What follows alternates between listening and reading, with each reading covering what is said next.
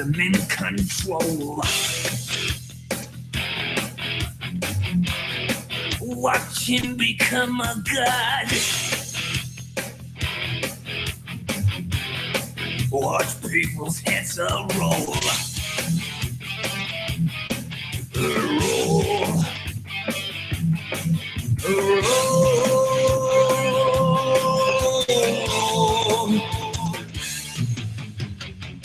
Just like the Pied Piper, led rats through the streets. We danced like marionettes, swaying to the symphony of destruction. Acting like a robot. Its metal brain corrodes. You try to take us balls before the head explodes. Explodes.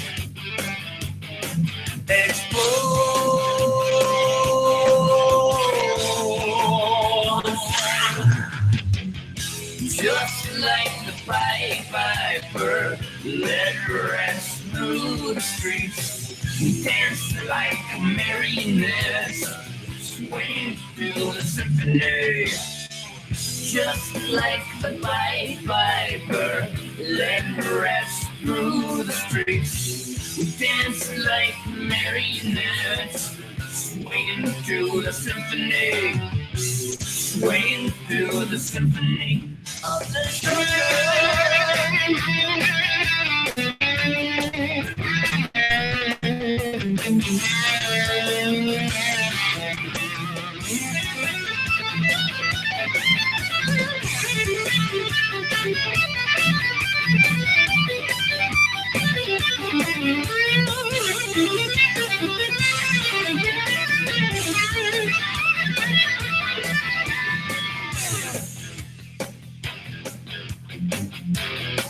The earth starts to rumble.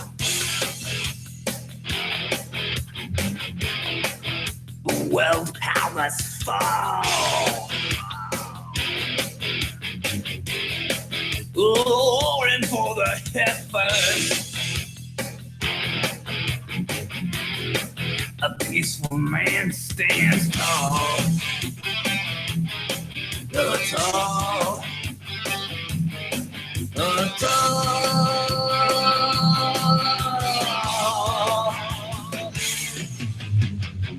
Just like the Pied Piper, led rats through the streets.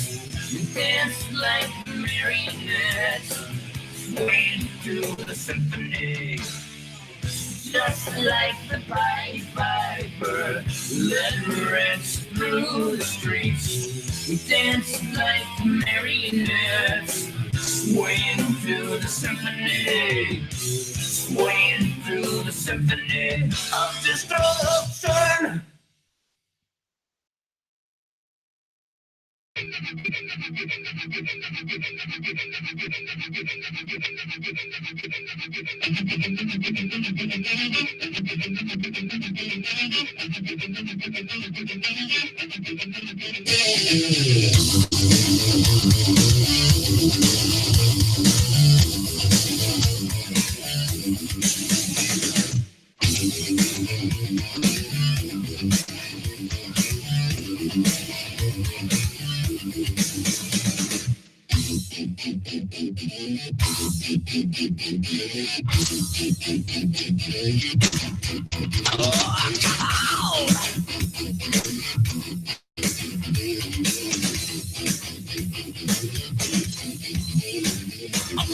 So we stand tall, nobody touches us at all. Shout out, shoot out, spread fear of them without us. We got attack, what's off the wheel. Spread the word throughout the land. They say, bad guys, we're black.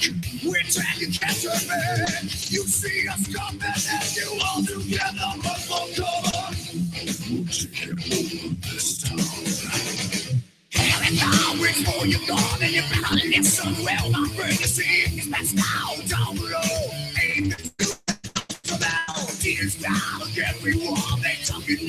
tales, friend, cause I knew your doom was coming me out with a promise of hell.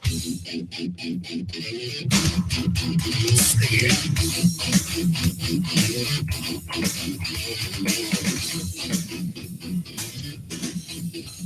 Oh, I'm in the village, till I succeed, but better not take it out on me, cause God's town is found where your city used to be. So out of the darkness into the light, sparks my everywhere inside for my double barrel from me. Cannot be in the sky. You see us coming and you all together run one cover. This town. Every time before you go, then you better live so well, my friend. You see, it's best down below. Aim the two with the covers of hell. See this town, yeah, we war. Ain't talking no tall tales, friend. Cause I knew your two were coming me out with a down voice from hell.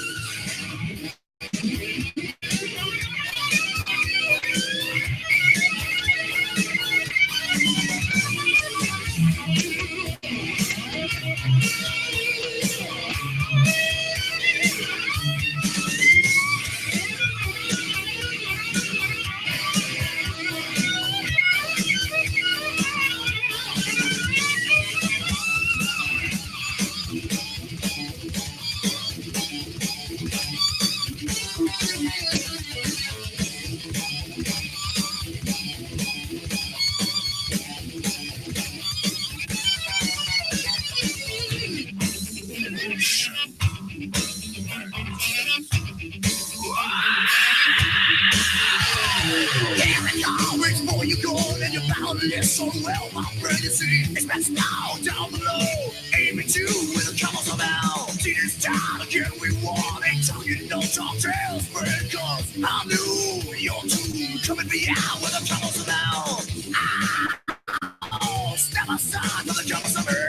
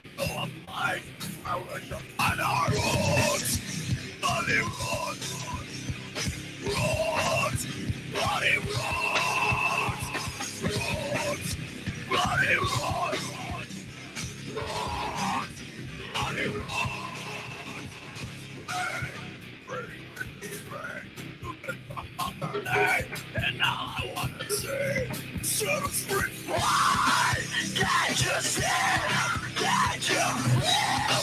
This is real.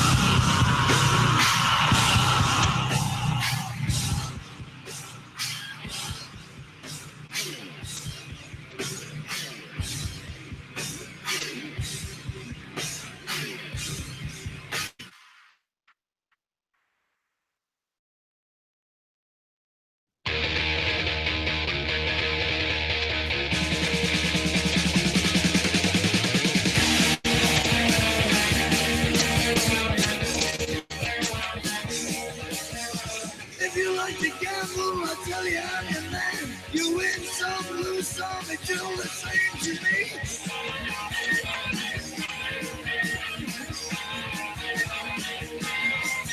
The pleasure is to blame. Make no difference what you say. I don't say bleed. The only card I need is the ace of spades. The ace of spades. Playing for the high road, dancing with the devil, going with the flow. It's all a game to me.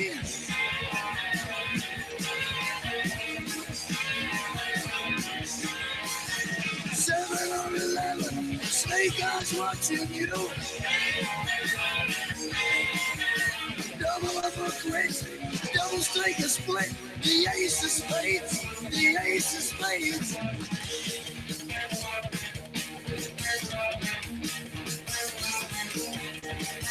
You know I'm going to lose, and gambling's for fools, but that's the way I like it, baby. I don't want to live forever. And don't forget the joker.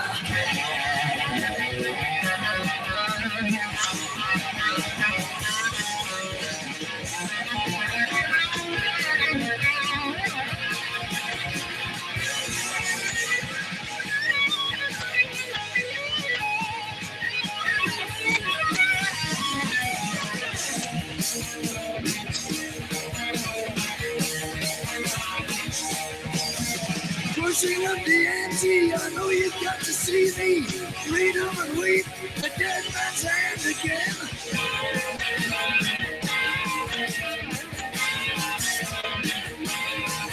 I see it in your eyes, take one look and die. The only thing you see, you know it's gonna be the ace of spades, the ace of spades.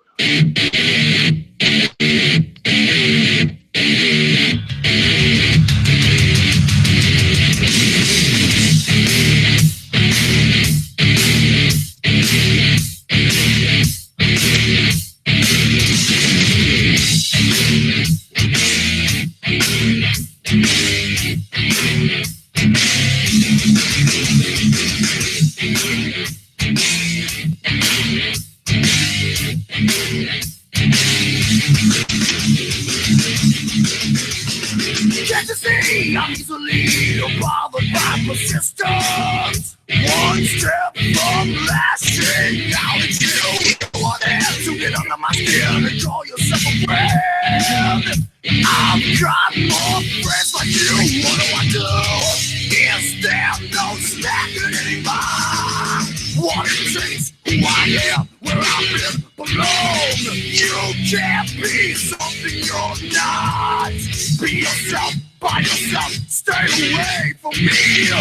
A lesson learned in life, known from the dawn of time. Breathe, spit, walk. What did you say? Breathe, spit, walk. Are you talking to me? Are you talking to me?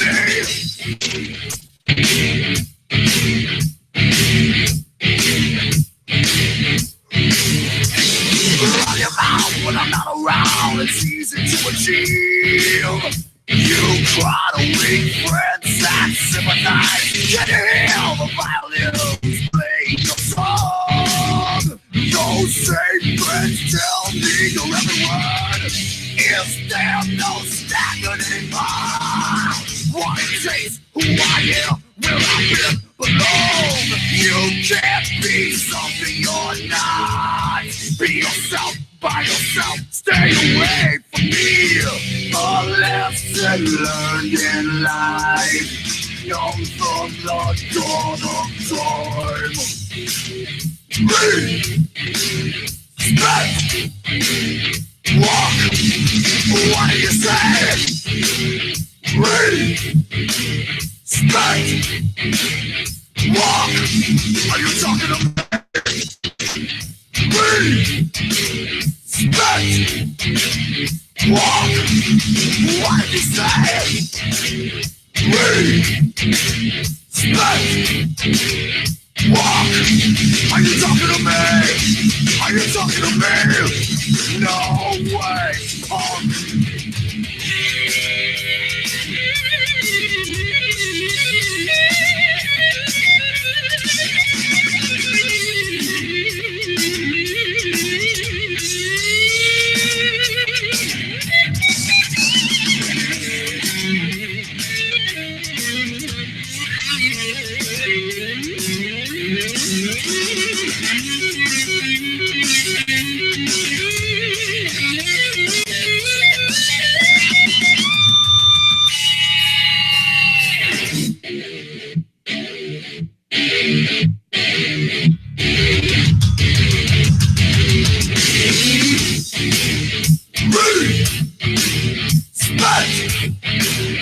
Walk, what did you say? Respect, walk, are you talking to me? Respect, walk, what did you say? Respect, walk, are you talking to me? Are you talking to me? Walk on home, boy.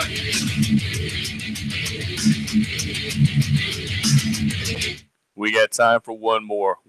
This is it.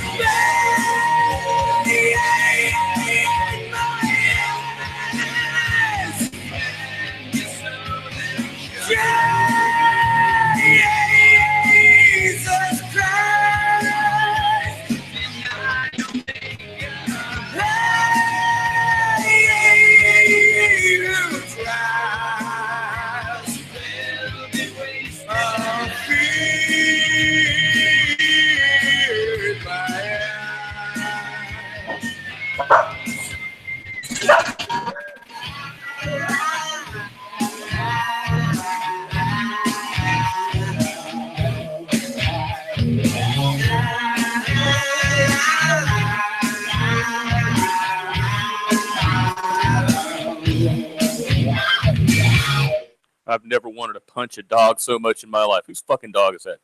I'm gonna have him neutered. All right, before we get started, we have to do our due diligence, and I have to play the official Riff Raff Radio theme song. Everybody, please stand at attention and give your best salute.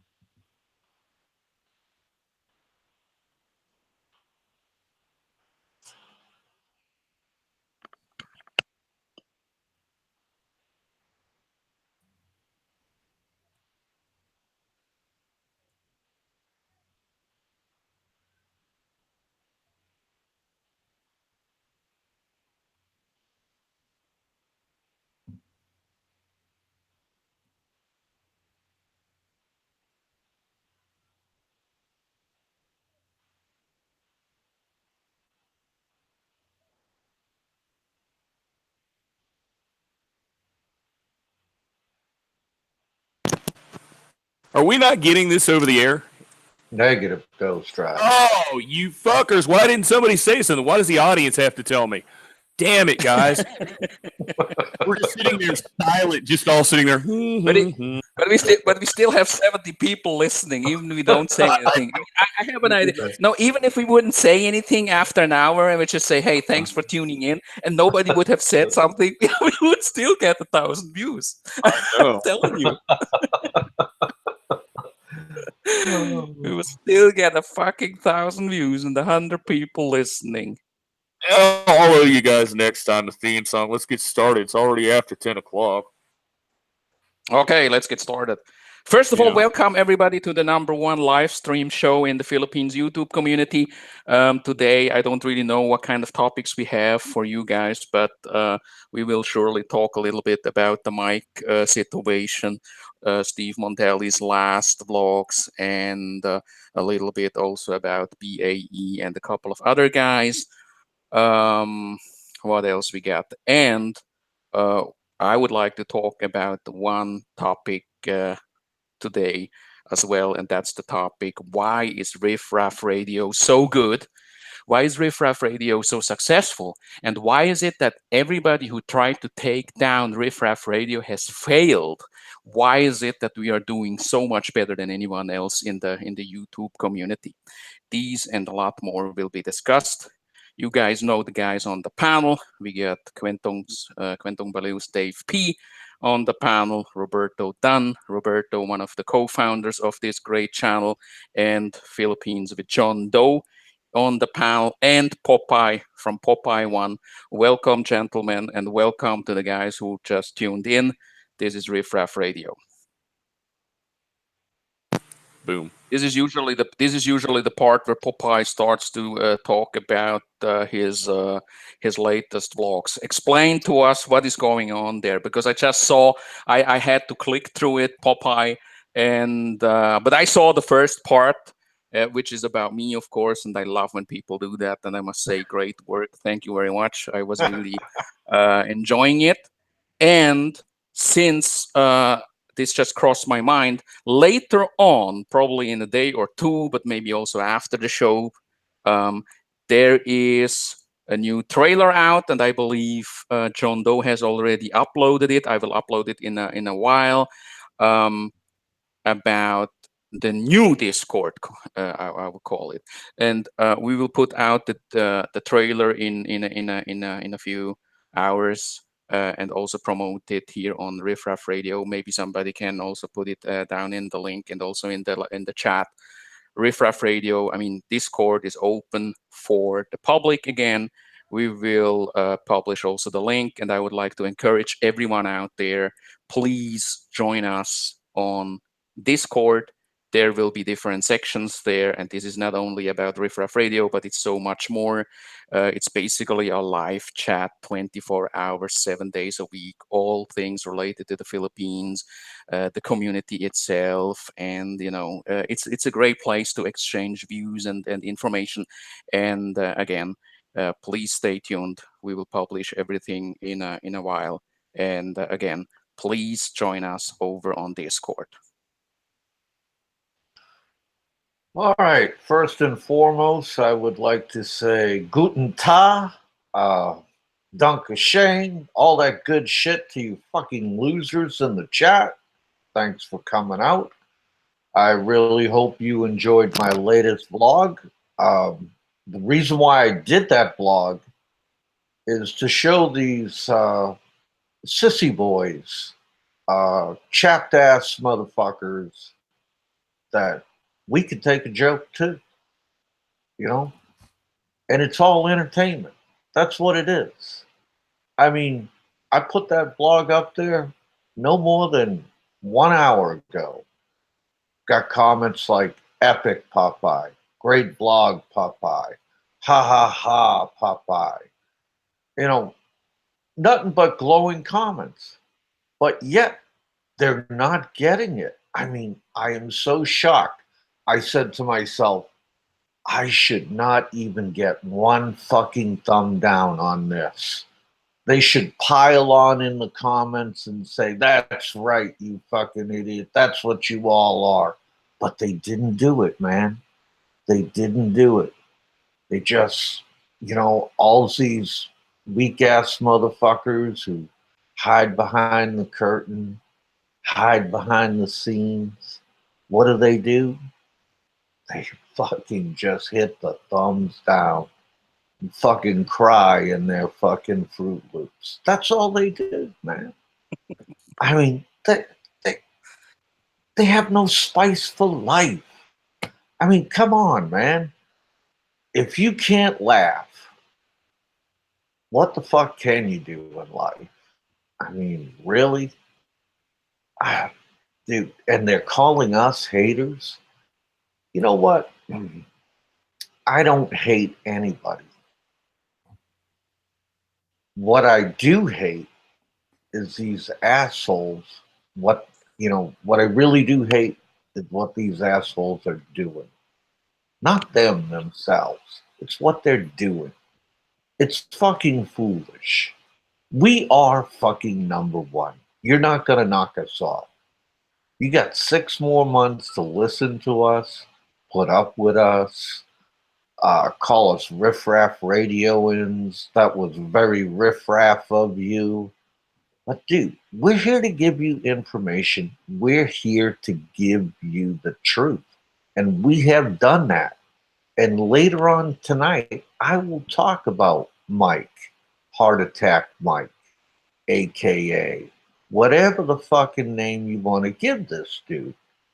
And I will give you my take on it. And that will be the last I say about it. Okay? Because it's time to put it to bed. Not to wear this saying out, but it is what it is. If you can't handle our style of entertainment, all right, so sad, too bad. I mean, change your fucking nappy, all right? Do something. Drink some Metamucil in the morning, all right? So maybe you feel a little better, and after you get off the hopper, you'll feel light as a feather, okay? Pull the stick out of your ass. Enjoy what we do, how we do it, when we do it, and why the fuck we do it. All right? Just get it through your fucking thick head. This show is not going away until another 6 months. Thank you for the floor. Yeah, maybe not even then. Yeah. Maybe we decide to keep it going so that the other guys go, Riff Raff Radio. Oh no, I'd better go put my thumb back up my ass because right now in the chat somebody just had theorized that the thumbs down gets their thumbs out of their ass. And you're talking about Metamucil. What happens if they cork that motherfucker up and they like have a big rush out of their asshole? I mean, it's going to be a real fucking mess. And then if they have to wipe their eyes or something like that, then what happens? Then you get gummy eye. You get gummy eye, and then pretty soon you're out there, you're looking for some special eye drops, and you have to start a GoFundMe account. What can I fucking say? I have no idea.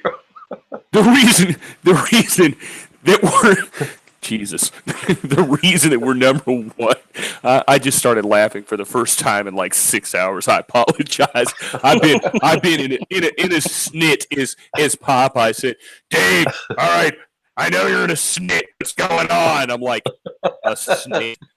I just stomped all over Johnny Warrior for saying that to me. Now you're going to start some shit with me now. See, Lawson everyone says, I feel the need to poop now. Yay! There we go. You got it all right here. You get shit. You get to talk about sex, and you get to talk about gummy eye, and the need for really good medicated eye drops, because that's a must when you're giving a thumbs down with your thumb in your ass. The reason that we're number one is because people like when people talk shit, man. It's that simple.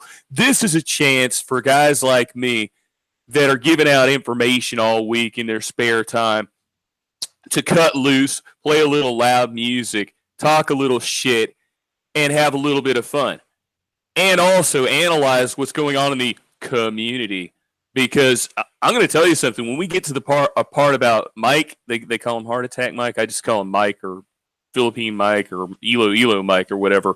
There's some other opinions out there that are much harsher than ours by people you wouldn't have thought possible. So be prepared when that time comes and we start talking about this kind of stuff, because it ain't just us out there that mentioned this guy. There's plenty of people that were talking about him. We did put the link in the chat box here, which is a great risk to our channel. I'm sure people are hunting for Sergeant Mikulek right now to come here and destroy us. But Graham, if you could toss that link back in there, if somebody wants to get on here and has something that they want to talk about, or brag about how great we are or something like that, or yell at us, let us know, and we can have you on here. You can just pop your head in. If not, I believe he put out the Discord link in general population in Discord, the link to this show, to the Hangouts. So be prepared for the worst. I think of the new Discord as like Gen Pop in a prison. As the warden said in that one movie, Shawshank Redemption, I'm going to toss you in Gen Pop. Your ass is going to look like you've been fucked by a freight train. Just get ready. Gird your loins!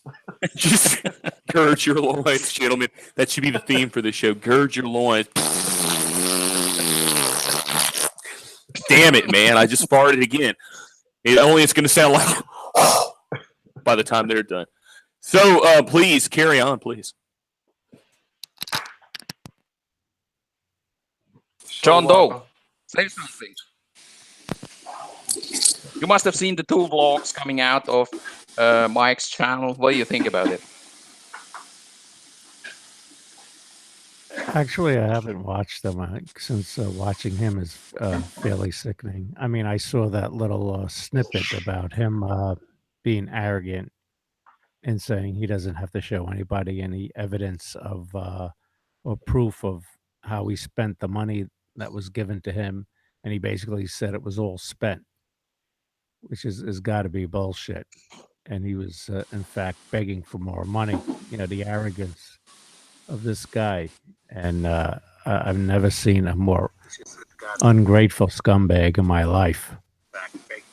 I'm very curious about what Dave was saying, that he heard some other comments about Heart Attack Mike that were even more brutal. Actually, we could talk about those once we get to the Heart Attack Mike section of the show, when everybody's ready to talk about it. I think we're still in the opening. Believe me, it's well worth the wait. I'll be here. I'll be on the edge of my seat. Let's do it that way. Welcome to the show, Davao Yoda, also a guy who has been over on Quentin Balliu's channel couple of times. Always good to have you on the show. I would like to give co-founder Roberto the word. Roberto, tell us what's on your mind. Well, basically, earlier I watched Brian from Philly in the Philippines, how he came out after the expat TV, was talking about, selling everything and moving to the Philippines, that it's all wrong. So he had to make a vlog about it, that how transparent he is and how his story is about coming to the Philippines. Well, my question was, so you sold everything, you moved to the Philippines. That's good for now, but what's your future plan? You still got maybe 30 years, 40 years to live. What are you going to do meantime? You can't work. You open up a sorry store, but that's not going to last you long either. So that's my question out there. Have you followed the situation with Mike Philippines? Oh yes. What's your take Yeah, on that? Because I think last time we were not on the show, I would be interested if you could give us a short overview of your thoughts about the situation with Heart Attack Mike. Well, I mean, like I said, I mean, I'm right, of course. I mean, I was right. I mean, he has 19% function in his heart. Having that less of a function in your heart, he's going to end up having to get pacemaker put in. This is not over yet for him. He's going to spend every 32,000 of that dollars, especially having 20,000 pesos a month for prescription. That's not even close. I mean, it's going to get a lot more than that. I don't know. I mean, I'm on the fence on this. So okay, I understand. But Roberto, Gentlemen, how do you know the accuracy of that if you don't see any documentation? Well, I mean, we have to take his word for it. I mean, as far as we know, I mean, we can't keep probing and trying to get him to tell us every bill that he got. I'm just saying, by experience, seeing somebody else in the same situation, it's not over for him. You're right, John. He's going to end up having to beg for more money down the road, especially with. I mean, his heart function is only 19%. I mean, that's almost dead, unless he rehab. But I'm not a doctor. I'm just going by experience. That's all. But Didn't Dr. Wayne say that once you lose that, you can't get it back? yeah, like my wife said. Once you lose that, you can't give it back. You can't get 100% back. You probably the worst, if he gets going, he'd probably be 40%. If he starts dieting and doing rehab on it, yeah, it's going to be probably 40%. He said 29%. Oh, did he say 19? 29? I thought it was 19. 29. So what you're saying is he should sell his motorcycle. We'll never see him on his motorcycle again, is what you're saying. Well, no, I mean, he has at least a year of rehab or getting back to strength. What are you looking for, honey? What? I think it's over there. But yeah, I mean, he has at least a year, if not more, He did before mention he he gets may go back to 100%. States. But he might What's check it- off what's- the planet in 2 years, you're saying. What did Ed say? I said he did mention he may go back to States if things get any worse. is that first-hand information, or is that just your personal conclusion That's out of the first-hand situation? information. It's first-hand information on his, I think it was his last blog he did from a hospital. He said he was thinking about going back to States if he had to. He probably wouldn't be able to fly. He's probably too late. If both the angioplastic and everything worked, after a while he might be able to fly back. It just depends if everything's working on him. But I'll tell you, if you go to the hospital site that he went on, they have a list of the prices everything was done to him, and it did run up to a lot of money. Hmm. All procedures that were done, it ran up a lot of money.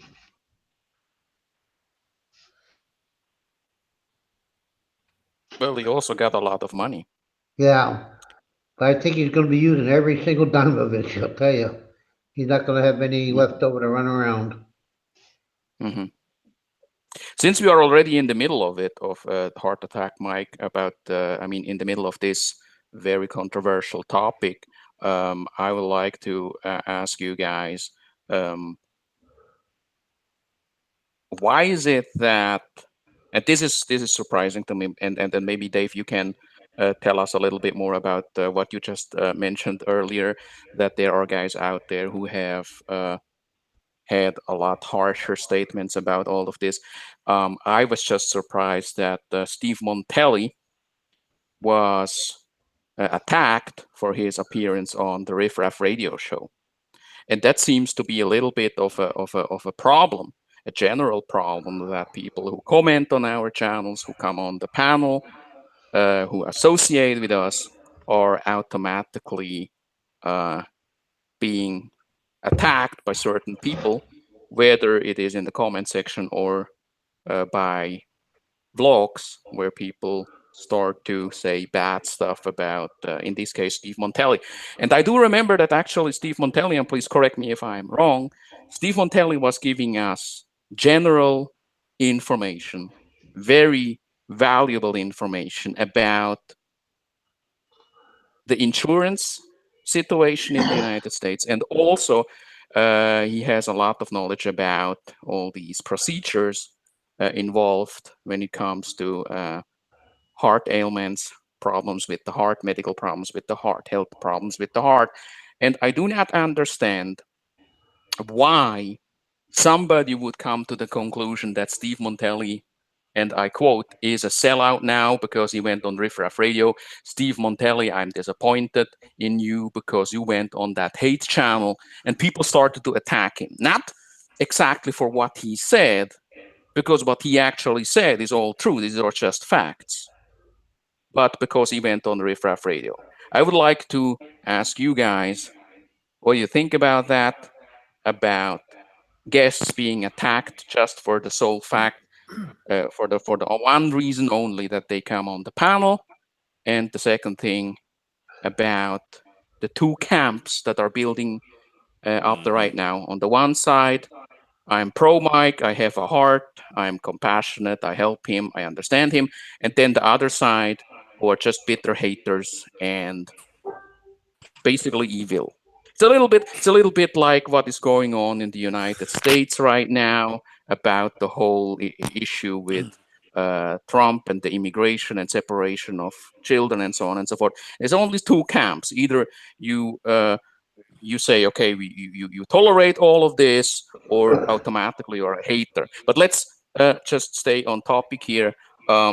Dave, can you tell us first Oh yeah. what kind of statement, or who has put out much harsher statements about what is going on with Mike? Well, let me build to that really quick. What you're Hmm. saying is absolutely 100% true, but I suspect a lot of it is troll and mafia driven, and I think we know who I'm talking about because they want Riff Raff gone. So anybody that participates in the Riff Raff experience is automatically public enemy number one. Let's Hmm. face it. You don't see any of those people that we know specifically are affiliated with the mafia, the Chicago mafia, on here, do we?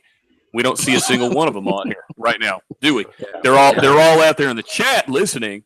There's one of them out there going, "Hey guys, hey, hi Andrew, hi Grammy," all that, but they're hi not in everyone, here. right? Yeah. Hmm. Hi everyone. So Hmm. that is the primary drive behind all this stuff is they want to drive us off the air.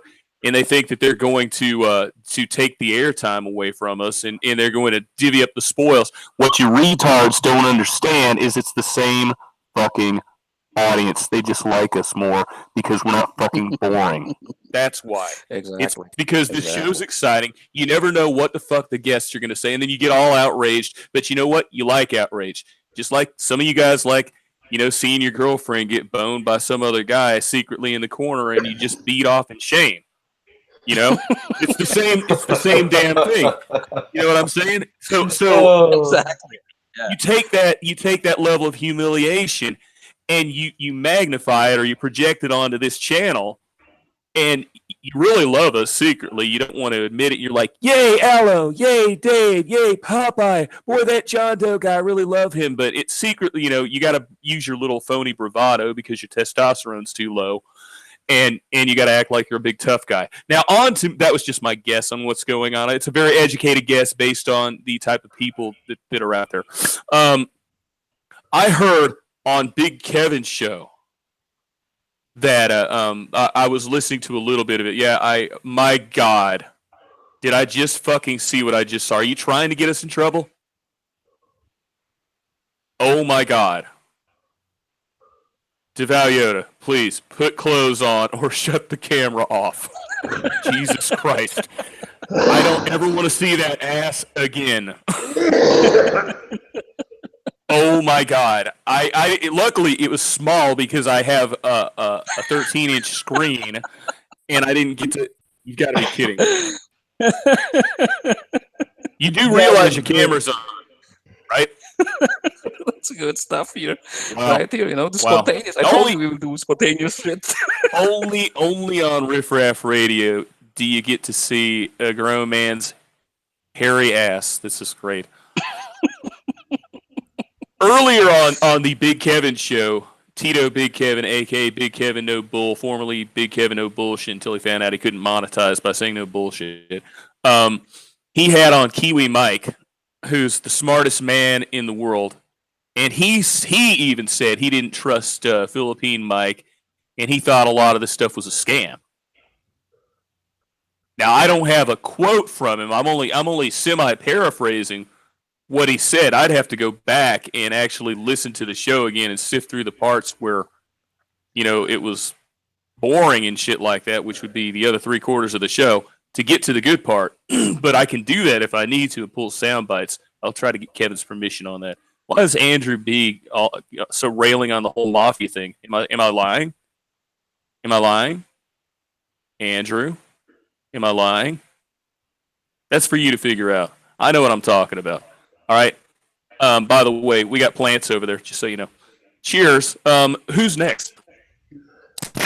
First of all, I would like to thank you for that statement, because that's really clever, because you gave us an overview of what is really going on right now, and you also mentioned Mike Luna, and that's where it really starts. Just let me say this: that's where it really starts, because there are people who say Mike is just faking this. Mike is it's not true, right? It can't be like that. And then there are others who say no, that's for real. But let me just tell you this, because in my case, I actually really believe he has a problem. He has a very serious health problem. He has a problem with his heart. I don't think that by now he is faking any of this. And what he has is sad. It's tragic, and I feel bad about his health condition.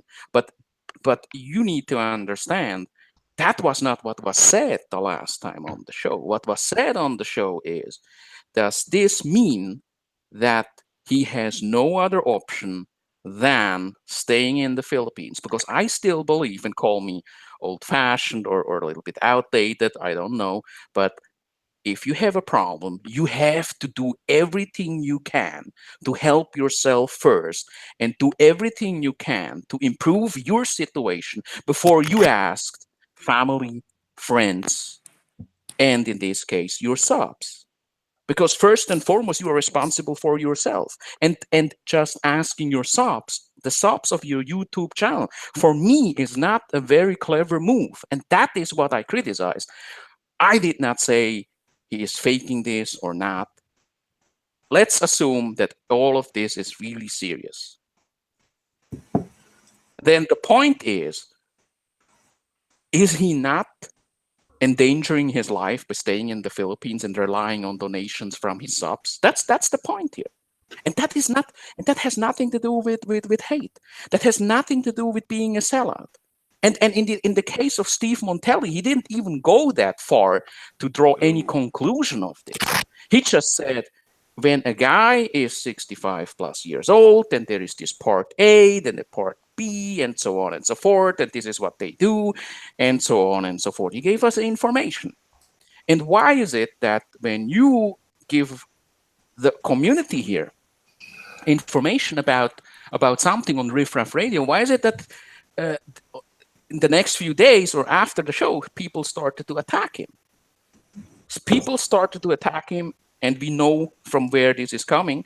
It's always the same people who hold the grudge against some of the people on this panel and hold the grudge against Riff Raff Radio itself.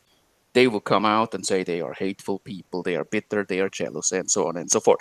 And that's something that I want to talk about later on as well, but I would like to give Popeye the opportunity to say something about this. All right, guys. First thing I want to do is I want to read a very insightful comment that was left on my blog about Heart Attack Mike. Heart Attack Mike states in his blog that he has given power of attorney to 3 separate individuals so that he can be for sure that someone can control his estate, including the proceeds from selling his house. Secondly, he states his impeccable credit rating that he has vigilantly maintained, which leads to the idea of a strong fiscal standing. Third, Mike claims to have nobody in the States, but there are several people with family names in his hometown. Fourth, he claims to have been denied health insurance for pre-existing high blood pressure, which contradicts Obamacare for the last 8 years. Next, he states Medicare premium would cost too much, even though it's free. Next, he goes for a extended time without making arrangement. For a known serious physical ailment. Next, how arrogant can it be to go on the video and say you are owed the right to ask people to finance his unhealthy behavior, while at the same time your options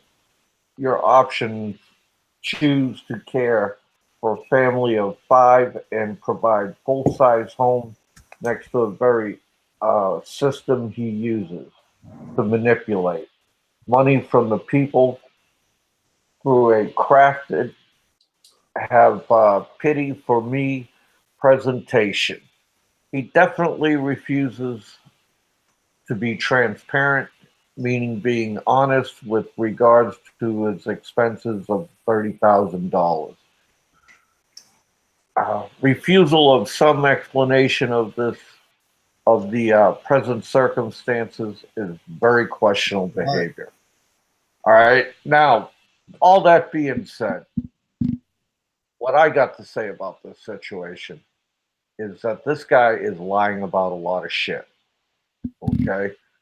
And I watch him on his vlogs and I watch his eyes dart left and right and left as he's speaking. I watch him put on the oh, poor me grandpa look, and this is very critical. And I believe he does have a heart problem. Okay. But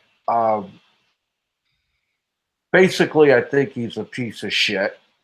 I'm going to come right out and say it because I viewed all his prior blogs for over a year and a half, running around with women, drinking, smoking. He put himself in this situation. He is actually killing himself. Any guy that knows he has a high blood pressure problem years prior to what he's doing in the Philippines, drinking, smoking, and fucking everything that moves, is a piece of shit in my book. All right. Now, if you're gonna put this all out in the public, don't fucking tell me it's none of my fucking business. You're wrong on that level, buddy. If you put it out on a public blog, which you have, Mike, it's my fucking business. And I will fucking comment on it. And that's my fucking right. Okay? Read the YouTube guidelines. It says I can criticize. Guess what, Mike? I'm fucking criticizing you. I'm telling you you're a piece of shit. You've killed yourself. You're getting everything that you deserve. I believe your heart is fucking broken. I believe you just may die in Philippines. I don't know. Only time will tell. But you did it to yourself. And you know what? These people are giving money to him. It's astounding. And, I'm not going to rag on his supporters that gave money to him. I am just going to tell his supporters, dude, you need to wake up. I mean, this guy is gaming you. He could have went back to the United States. He's automatically enrolled, like Steve Montelli said. All right. In a way, this guy is a flim flam artist. He is taking you to the bank. All right. Another comment I just read, and I'll paraphrase it. It's awful funny. As soon as he got his first round of meds, he's on the motorcycle and going to a fiesta. Oh, man, that shit don't fucking marry up. All right. And then when you're turning around and you're doing this foolish shit, showing your life, what you've done, how you've fucking done it. All right. But you know what? That's the straw that broke the camel's back with me.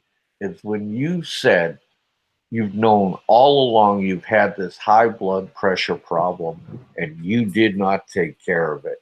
And now you feel so entitled, so emboldened that your subscribers should have to take care of you.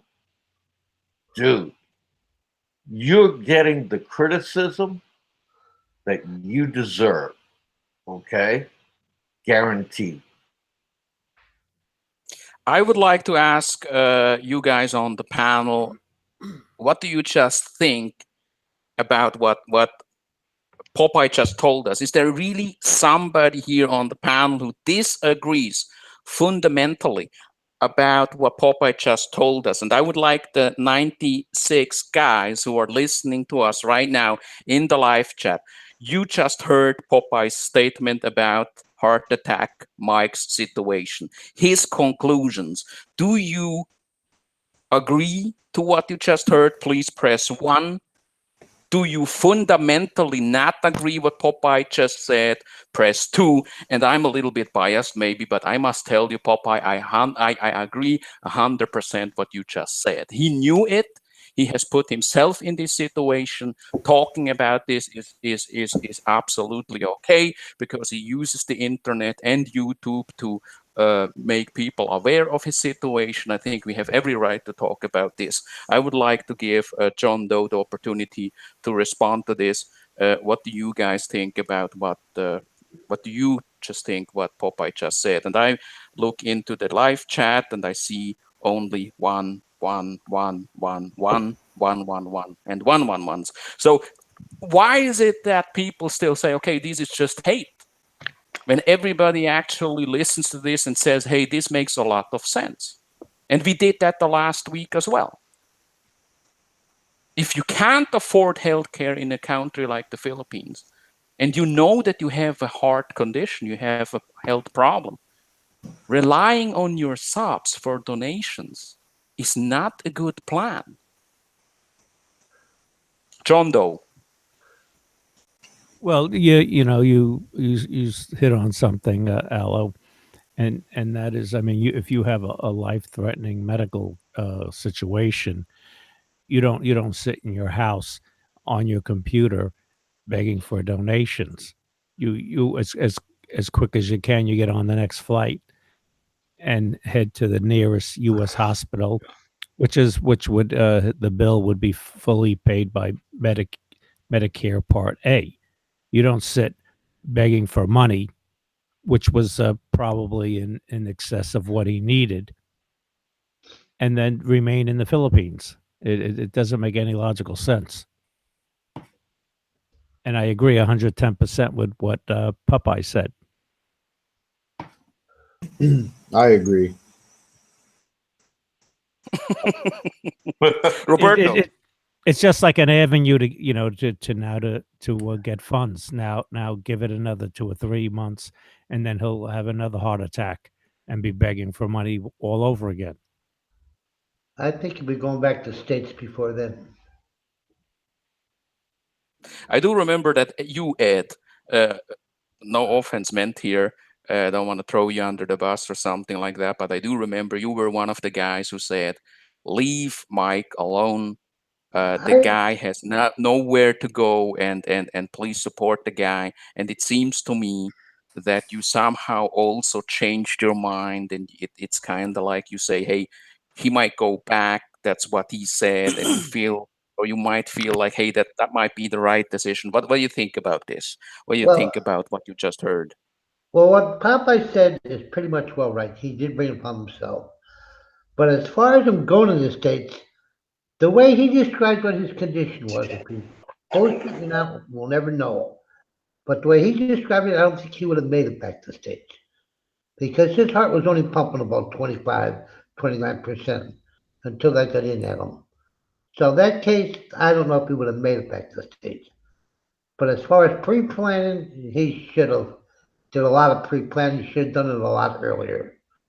But the situation was, it happened, and I'm not going to get down on the guy. It happened, and I'm glad he's okay, but he did make a lot of mistakes. Mm-hmm. And he should have done it a lot sooner. He should have went back a lot sooner than when they creep up on him. Mm-hmm. What would you do in that situation, Ed? Would you go back to States If in your condition? I knew I had a condition, I'd be back to States real quick. Yeah, I'd go back. I don't think his doctor ever said he was barred from flying. He never mentioned that. No, it wasn't barred for. I don't think he was healthy enough to fly. Yeah. I don't think it With was my healthy situation, to fly. the doctor told my dad Yeah. he couldn't fly, especially like that. I mean, at least a year. Well, before I'd go back to States, I'd find out if I could use my TRICARE. If there was a hospital here where my insurance would cover it, I think I'd stay here before I'd go back. If there was a good enough hospital, if I could get the care here, if my insurance would cover it, I'd stay here first before I'd go back. But if I had to go back, I would go back. I would like to read out loud a very good comment.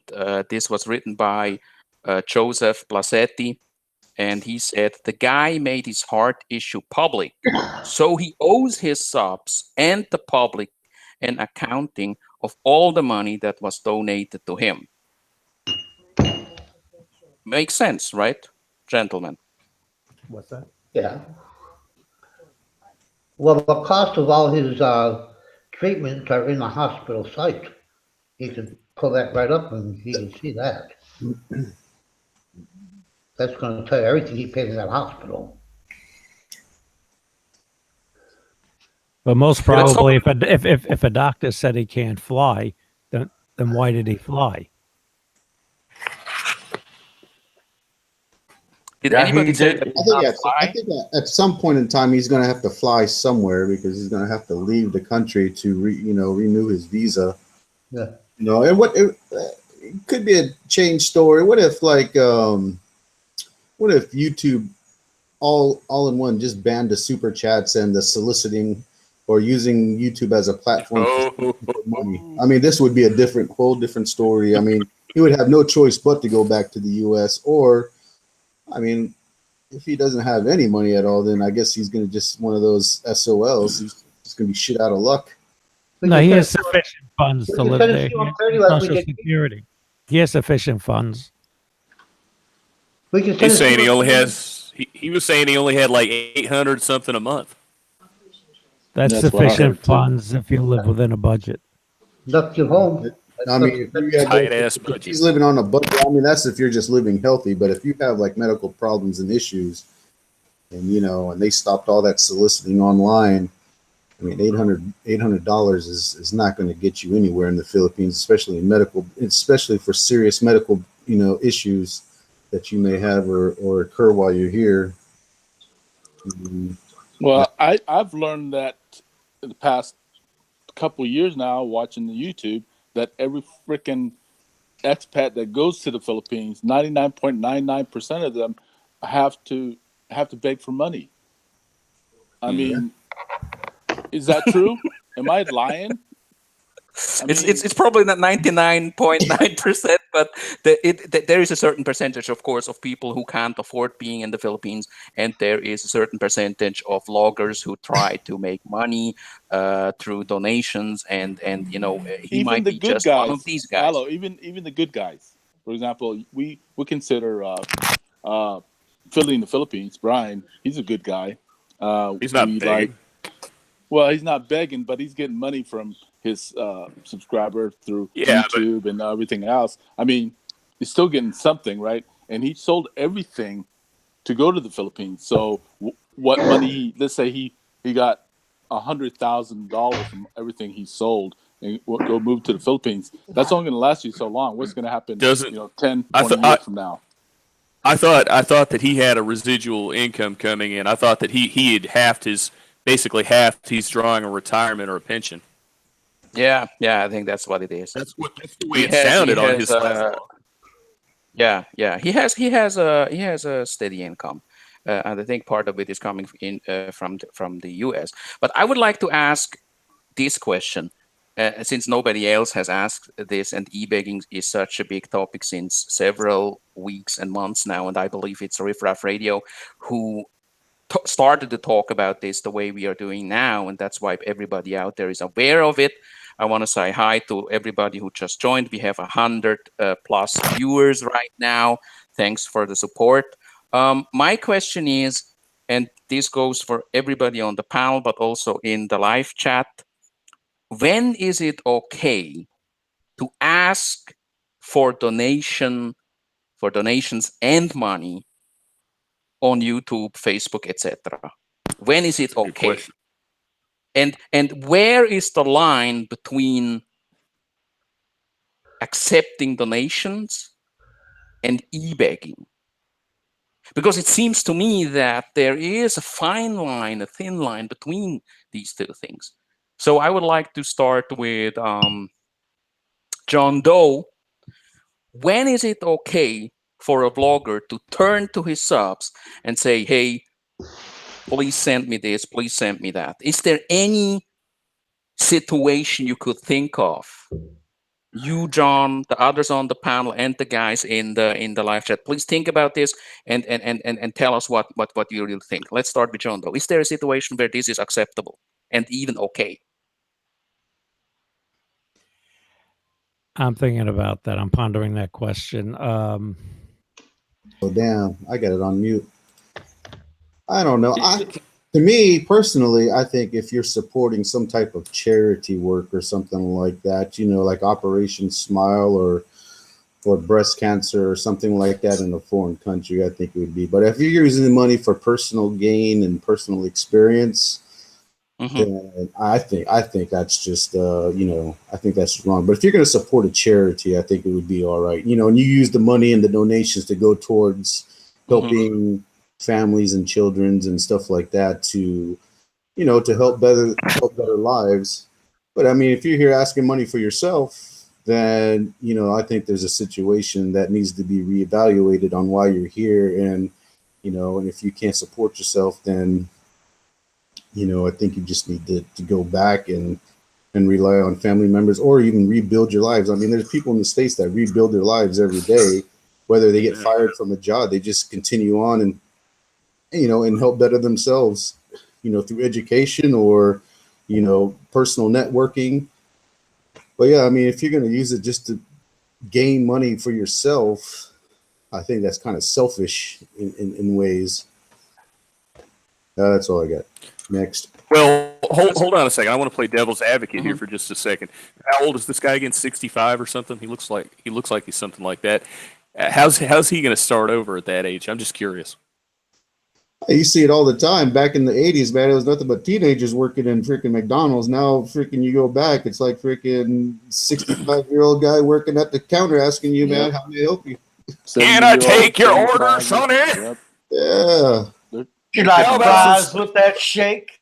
Agree to Walmart. Yeah, So Davao, Walmart. you're basically saying that it's the purpose for what the money will be used Yeah, that makes the difference. I think it's the purpose, the way you're going to ask. You know, I mean, if you're asking it for yourself, then, you know, I mean, you just have to be really low and have a low self-esteem or even for myself, for example, I would be totally embarrassed if I have to go on there and beg for money or ask somebody to help me out for my freaking misfortune or, you know, situations that I can't handle. I mean, if I've gotten to that point where I'm just plain dumbass, then I just think I need one of you guys to sit there and say, man, you know what? Get your head out of your ass. Freaking next payday, purchase a ticket and go back to the States and get yourself helped out. I mean, that's a real buddy right there. Mhm. You know, to But what me, you just Mhm. I mean, for myself, you know, I mean, if I don't know the guy, I'm not going to help him out. Freaking giving him money, you know, I could probably give him free advice.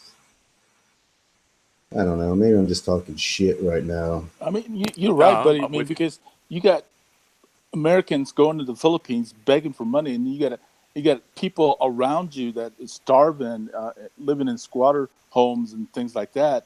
But you have the null to move to the Philippines to beg for money. I mean, how low can that get? You know, even a lot of the expat having $800 or $400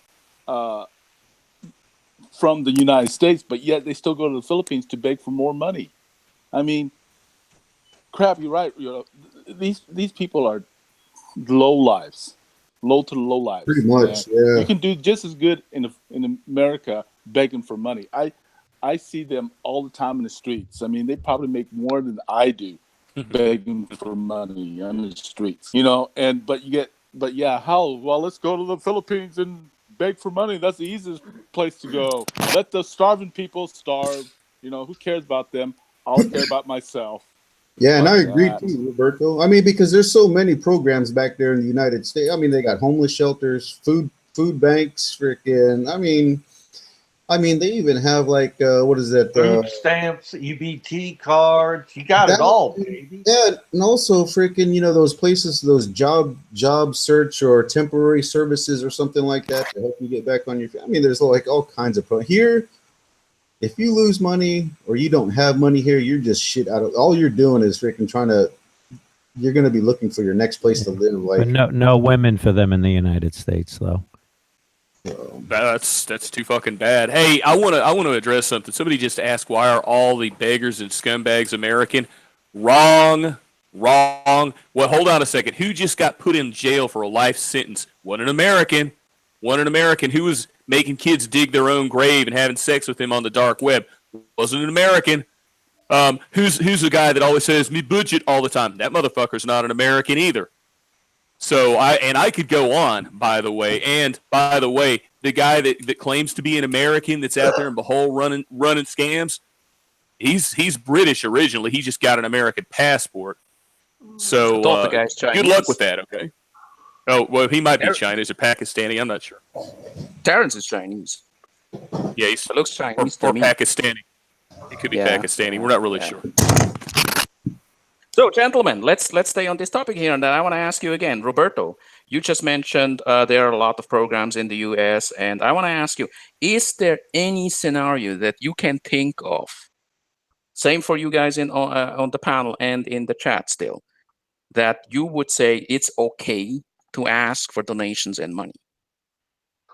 Any scenario where you would say, "Hey, yeah, that's okay. That makes sense." No scenario at all. I mean, if you have to go to the Philippines to beg for money, it's just as good as to beg for money in the United States.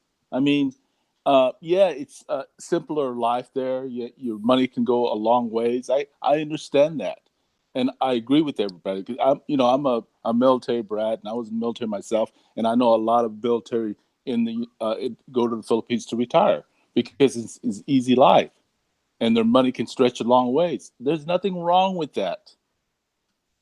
But there is no reason you need to beg for money in the Philippines when there's starving people around you. Get together, guys, man. Expats from whatever country you're from. I'm just saying because the United States is because a lot of our people are Americans. But yes, I mean, there's no reason. That's my point.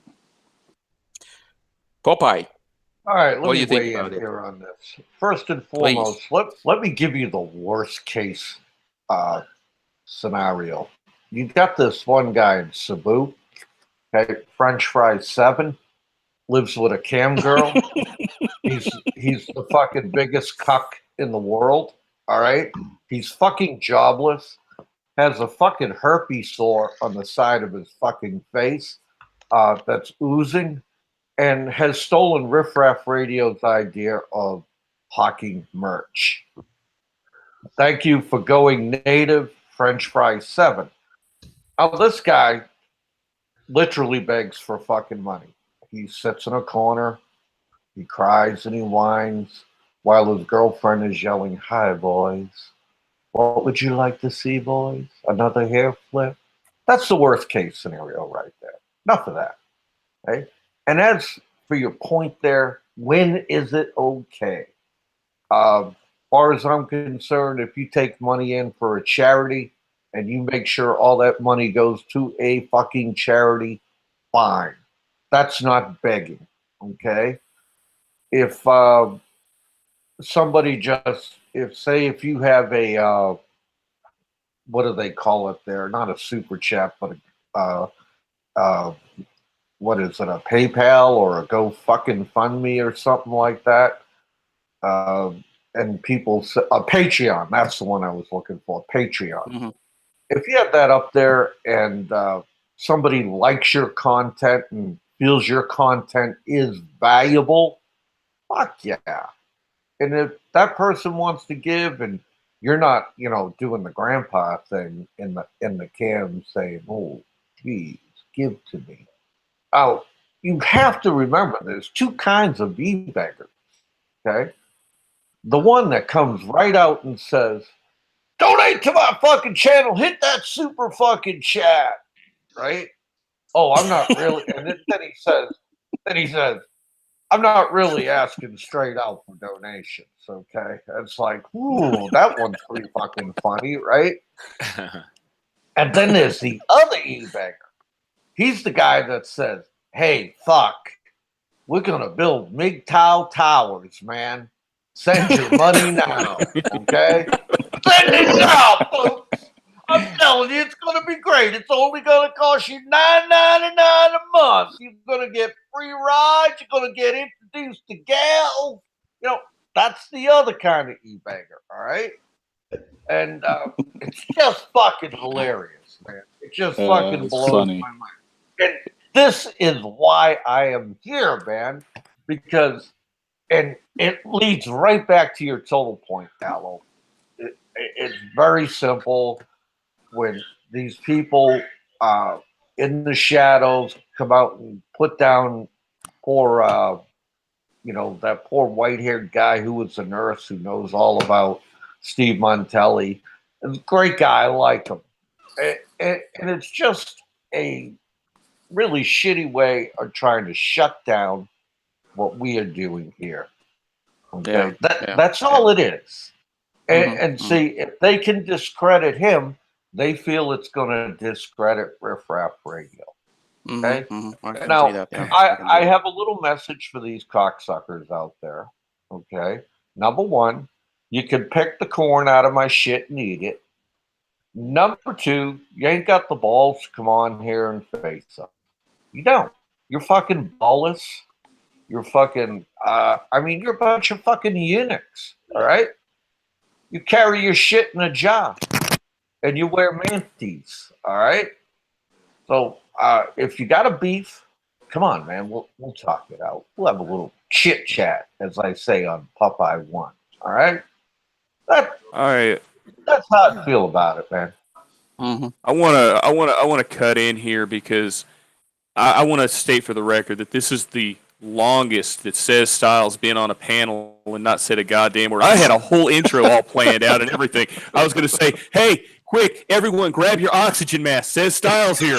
He's not saying anything. You can't be on a panel and not say anything. How the hell? What are you doing? Dude, you express your opinion. Oh. it was hard. I'll be honest with you, Dave. It was real hard. But I was sitting back, listening, and masturbating as always. And first Awesome. off, what I wanted to say is the only reason I'm on here is mainly because DeVal Yoda made history and showed a micro penis on a live show.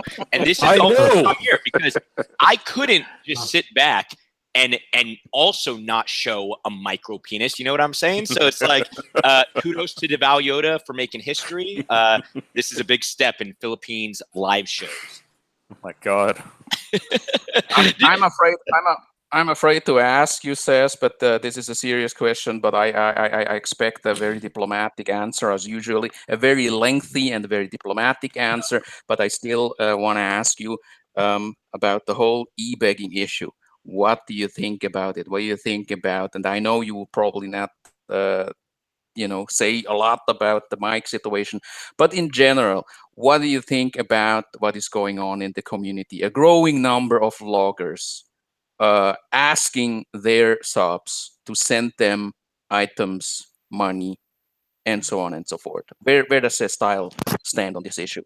Yeah, and I think it's a really interesting topic, and a lot of you guys already covered this. There kind of is this fine line between, I guess it will be called people giving you money because they want to support your channel, and then straight up begging for money, right? There's this very fine line, and it's a tough one because I think Popeye touched on this a little bit. It's about providing value, and are these people providing any sort of value, or are they just blatantly saying, give me money because, I'm on fucking YouTube, right? And personally, I feel like a lot of these people aren't providing any value. I mean, they make shit videos, including myself, and they just kind of put it on YouTube, right? And then they say, hey, I make a video, you should give me money, right? And I disagree with that. Now, keep in mind, there are a lot of creators who make really good videos.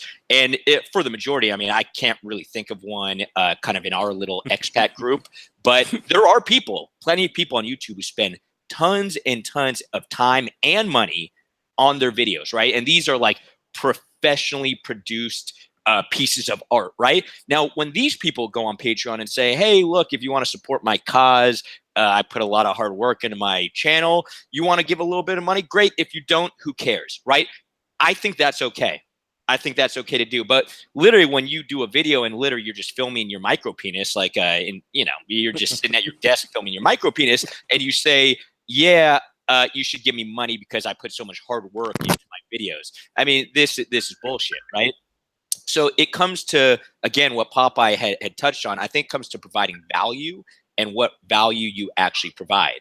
And in my opinion, I think the vast majority of Philippines expat YouTubers do not provide much value in their videos. Yeah, maybe they give a little bit of information. Great. You could Google that, right? For me, and I'm talking for myself, I don't provide any value. And when you watch my videos, you will That's for sure. Yeah. That's for goddamn you sure. will be worse For off. the Jewish community loves your videos. Please go ahead. You will be worse off than when you started, right? So there's no value to provide. And that's why, for example, like if someone's just putting out bullshit and doing a live stream every day and saying, yeah, you should give me money because I'm spending the time spewing out bullshit. No, I personally, I don't agree with that. Now, many of you know that at one point, and I'm very open about this, at one point, I did start a Patreon.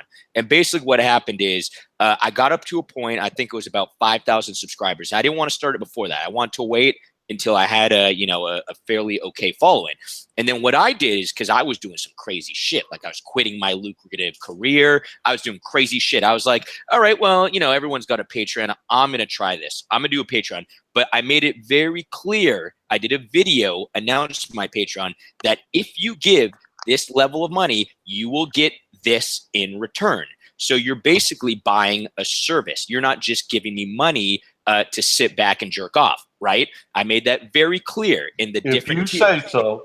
Yeah. Well, let me tell you what ended up happening. What ended up happening is people would donate money, and I'd be like, oh, great. You donated $10. As you know, you have hit the tier, which is like, hey, you could choose a video topic of your choosing. And they would be like, nah, I'm good. I don't want that.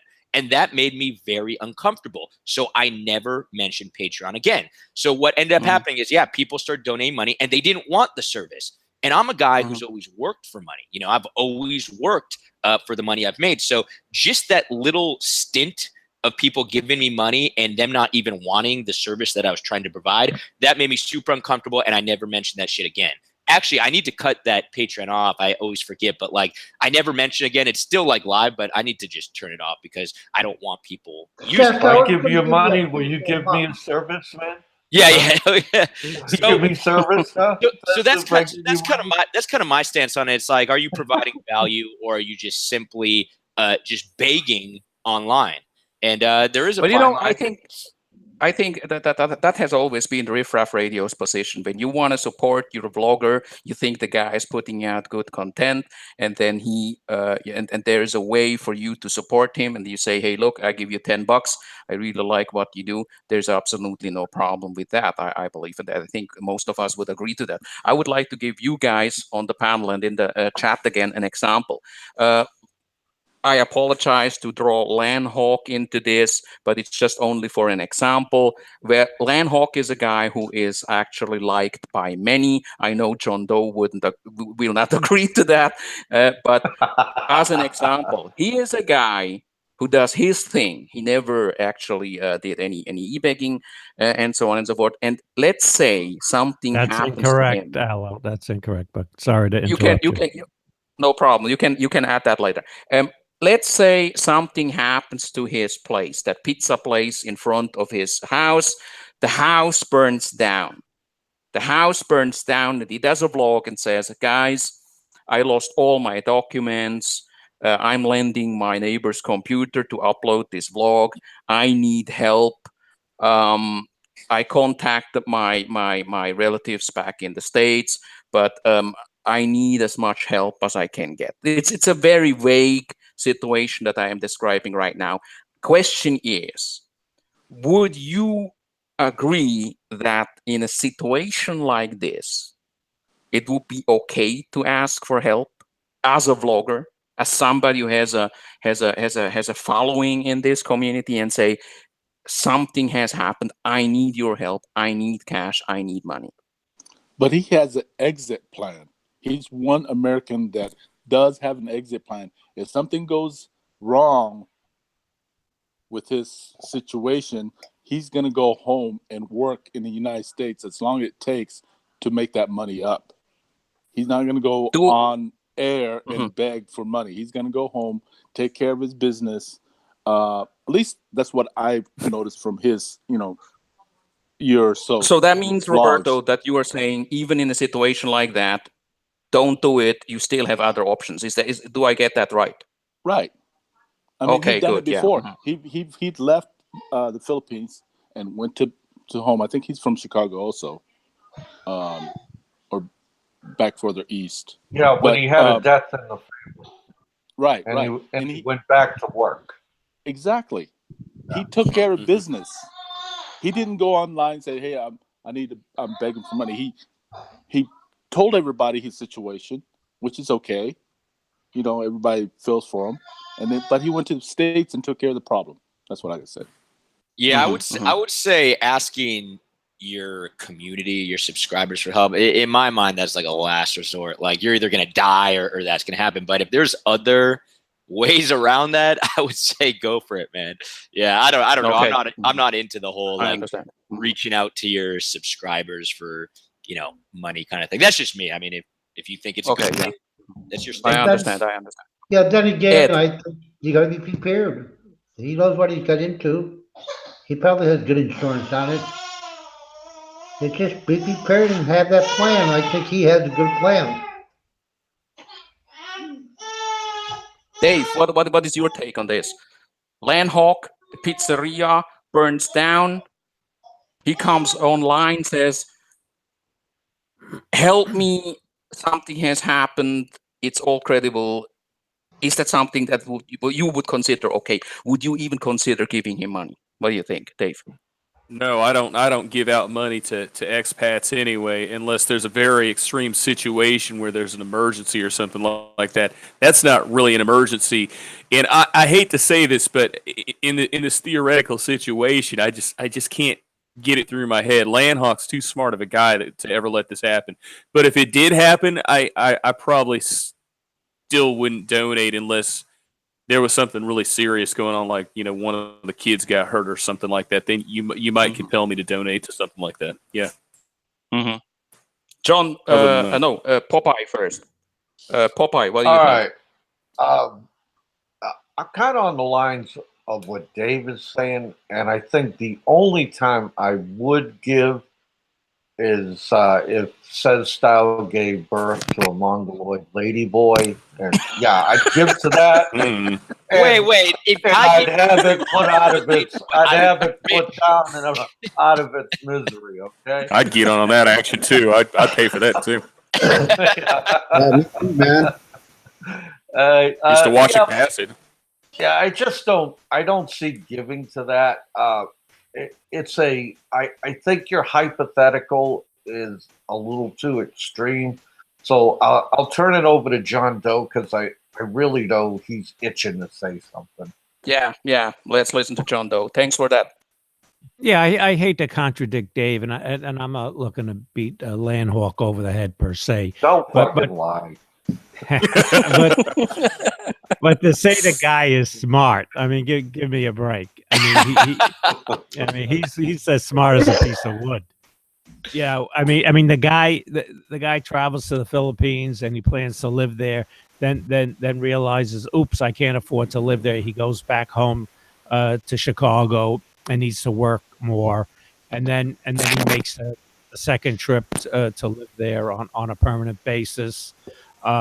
He meets up with a, he likes menopausal women with 5 kids. I mean, I can't You're fault a him for dick. that.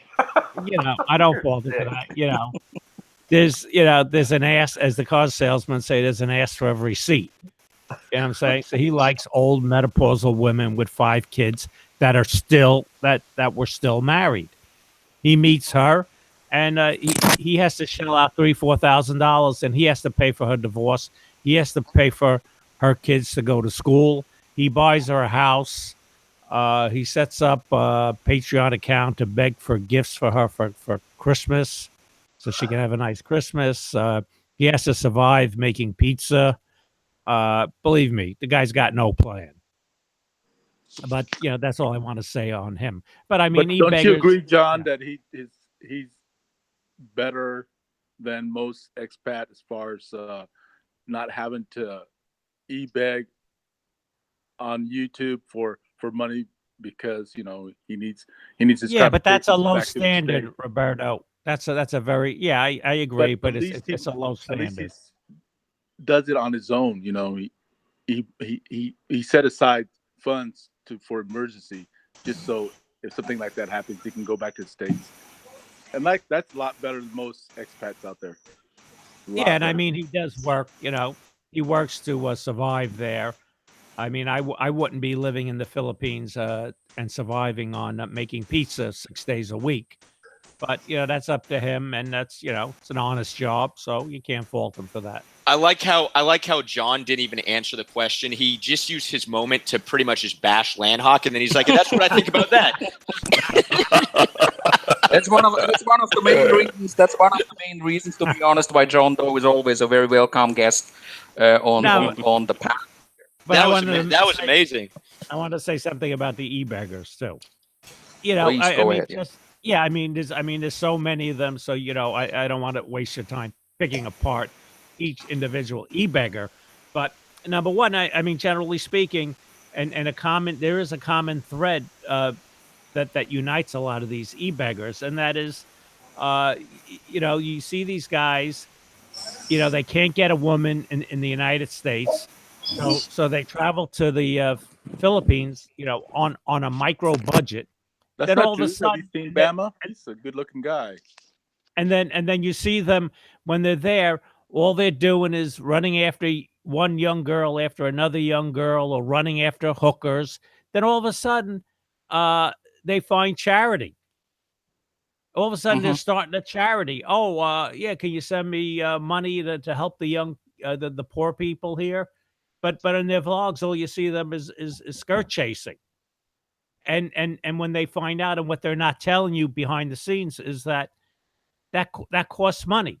They're shelling out a lot more money than they thought they had to shell out to run after these girls or support these hookers.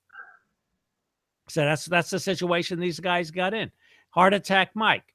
I mean, $800 for a guy and maybe a girl, that should be plenty to lead a decent life in the Philippines. But he's chasing all these girls, shelling out all this money. Now he's living in a house with his rental, and now all of a sudden it's a family of five. So now $800 is not enough money. So you resort to e-begging, and that's what these guys do. They find out that this pussy is more expensive than they thought it would be, and they want others to pay for it. That's what it boils down to. Thank you. Yeah, thank you for your statement. Same situation, Davao Yoda. Landhawk's Pizza House burns down. Emergency, emergency, help, help. Is it okay to ask for help in a situation like that? And would you, Davao Yoda, would you actually contribute to something like that? Please. I think on my end, as far as materialized things, they can be replaced. And whether his business has insurance or not, I don't think the business here has insurance, anyways. But I think it would the situation would have to dictate on actually what happened. If it was just the restaurant alone, and it was just structural damage and maybe equipment. Yeah, I mean, I would just give them my sympathy and just say, hey, man, it's shit happens, and freaking all you can really do is just rebuild, off that, or just freaking scrap the whole idea. But now, if it's something that is life, you know, to a child or something like that, they're asking, maybe something for the child because the child got hurt in the fire itself. Human life, I think I would have to donate some money on that. But I mean, if Mhm. it's just materialized things that can be easily be replaced, then, the only thing I could really just say is just, hey, look, dude, sorry, it happened. Freaking, you could rebuild, but you're not going to get anything from me, but besides sympathy. So I mean, it's gonna have to dictate. If it's somebody that I knew for a while and I've associated with, then what can I do to help? Maybe I'll donate, a pizza maker or some chairs or something like that. But as far as giving money, no. If it's medical on a child or family member or something like that that was associated with the fire, then situation is going to dictate on pulling money from my wallet, to give to them. So that's my take on it. Hmm. Interesting. Yeah, I must agree. I must agree also with the earlier statement you made. When people want to start their charity work, there's always a way to contribute to well-established charities, and not there's not really a need for people to start something like that, because in the majority of all the cases that we have seen already, it's mostly a way for certain people to get money, because they know that this is something that people in the West might feel very, I don't know, bad about, and it triggers them to contribute to certain funds. Holy Down, for instance, is a person who is basically the symbol of this, because Holy Down actually had nothing to do with the Philippines, and then she saw that somebody was trying to help people in the Philippines, and then she felt like, hey, I want to contribute, I want to help. Same is true for Mikey 550. He felt also, hey, I want to help, I want to make a difference, and then he contributed to a certain fund, and then later on, people found out um, there are many unknown factors in this, many question marks, and they would then withdraw their money again because they found out that the fund was not real. I believe there are many people like that who go over to the Philippines, and then all of a sudden they start a project where they want to help people, clothing funds, or And the third part. supplies and stuff like that. And I do not have the evidence, but I just do believe or think that these people want to earn money through these donations and financial contributions. I'm not saying that they are not using any of this money for doing some projects, supporting people, or giving food, or supplies to the poor people. That's not what I'm saying, but I do believe that they have their share in that, and they survive on that, and then that's where I have a problem with, and I believe that most of you guys also agree to that.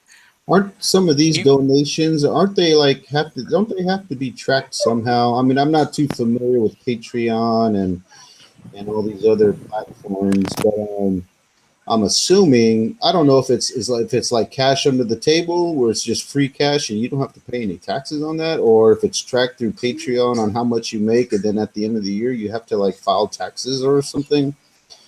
I mean, That's that's actually a very interesting question, and I believe that especially in the case of the guy on Bohol, his name is Terry or Terrence or something.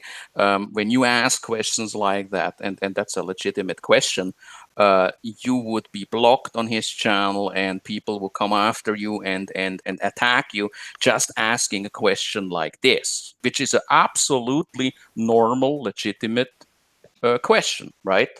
But even only asking something like that would already be considered hateful or doubtful, or you come with bad intentions to my channel. And that's where I get suspicious, because these people, they don't want to answer these kind of questions. They use the internet, a public tool, to ask for money, but you are not allowed to do anything else than contributing money to it.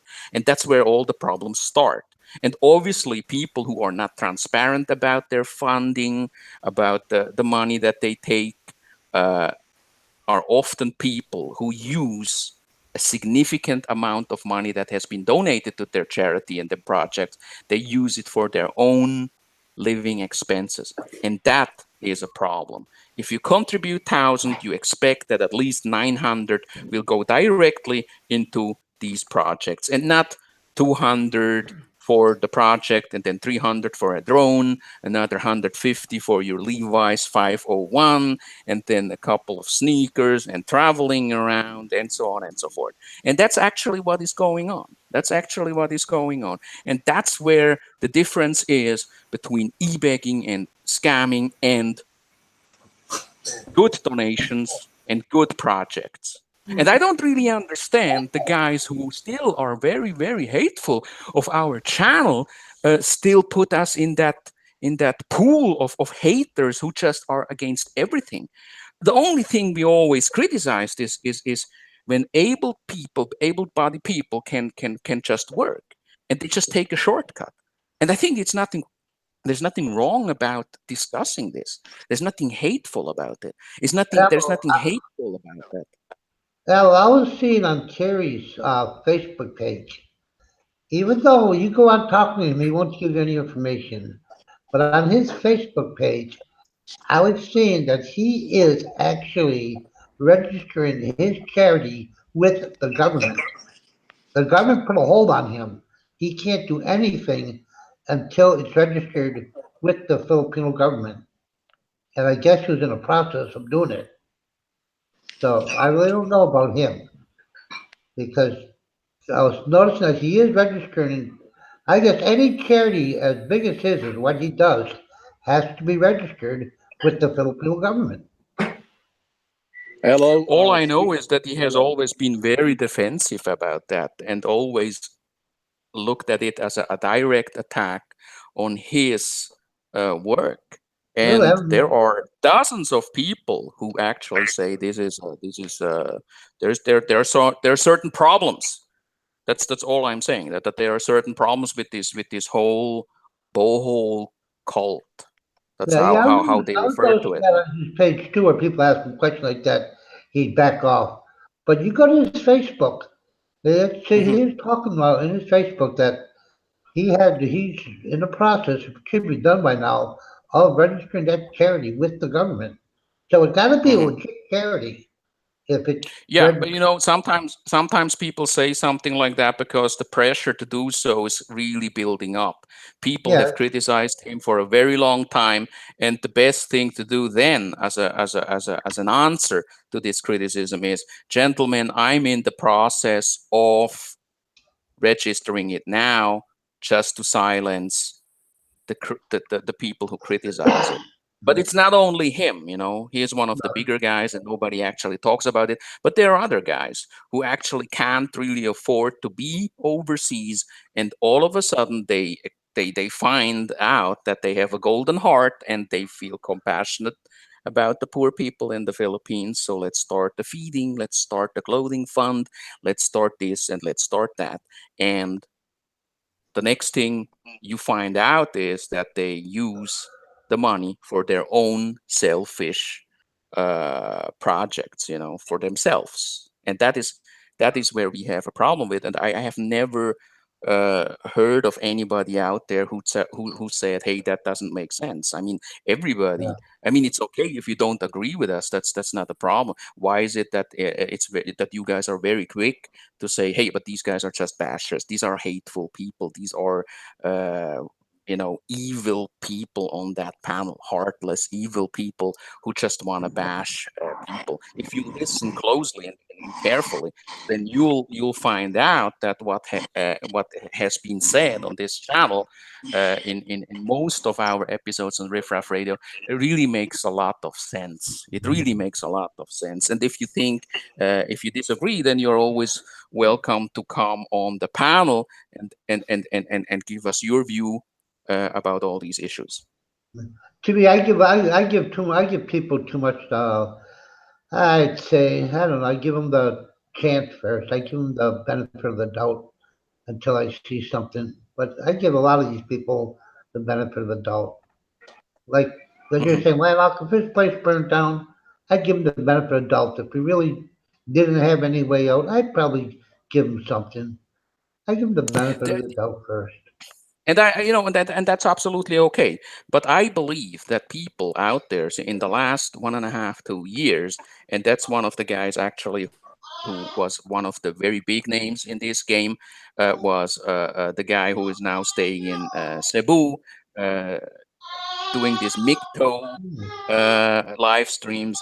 He was one of the guys who made a very famous, very dramatic video where he came online and said, "Guys, I was cut off from my money. Please help me. I need this and I need that. I need money for the flight. I need money for transportation." And a lot of people actually thought, you know what? Let's give this man the benefit of the doubt. And then they found out that it was The all hustle. lies.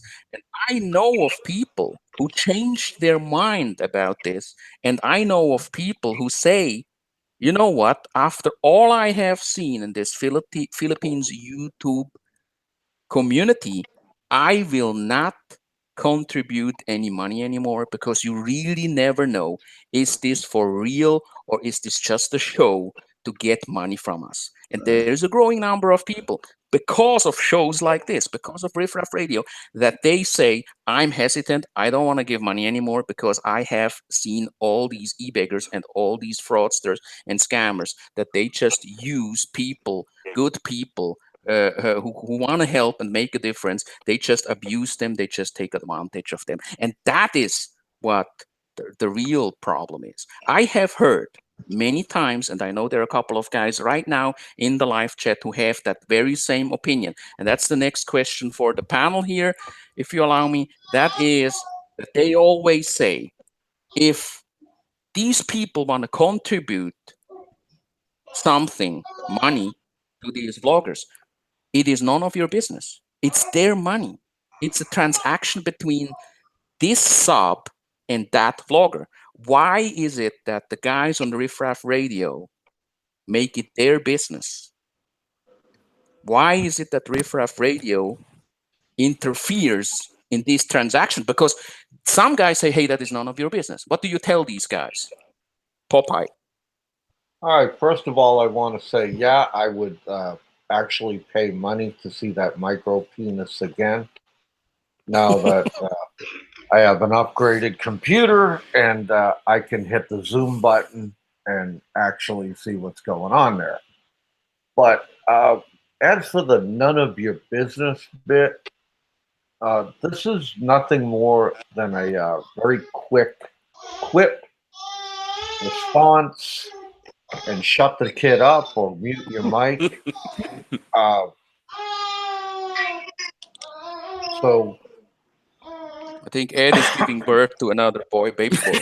sounds like it, man. This one is Whose sweet. kid is that?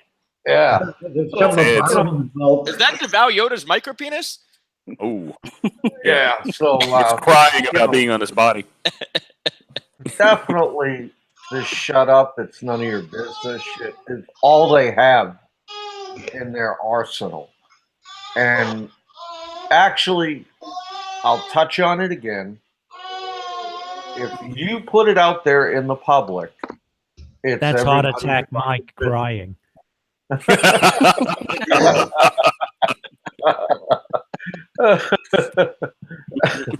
Oh, but you know, if you put it out there in the public, man, it's everybody's fucking business. You better get used to it. You better read YouTube guidelines. YouTube guidelines actually states and stipulates if you put your blogs public, you are subject to criticism. You are subject Amen. to questions by everybody. Okay? Agreed. And as for the Agreed, yeah. charity shit, okay, if you are taking money in for a charity and you do not have a 501c in the United States registered, guess what?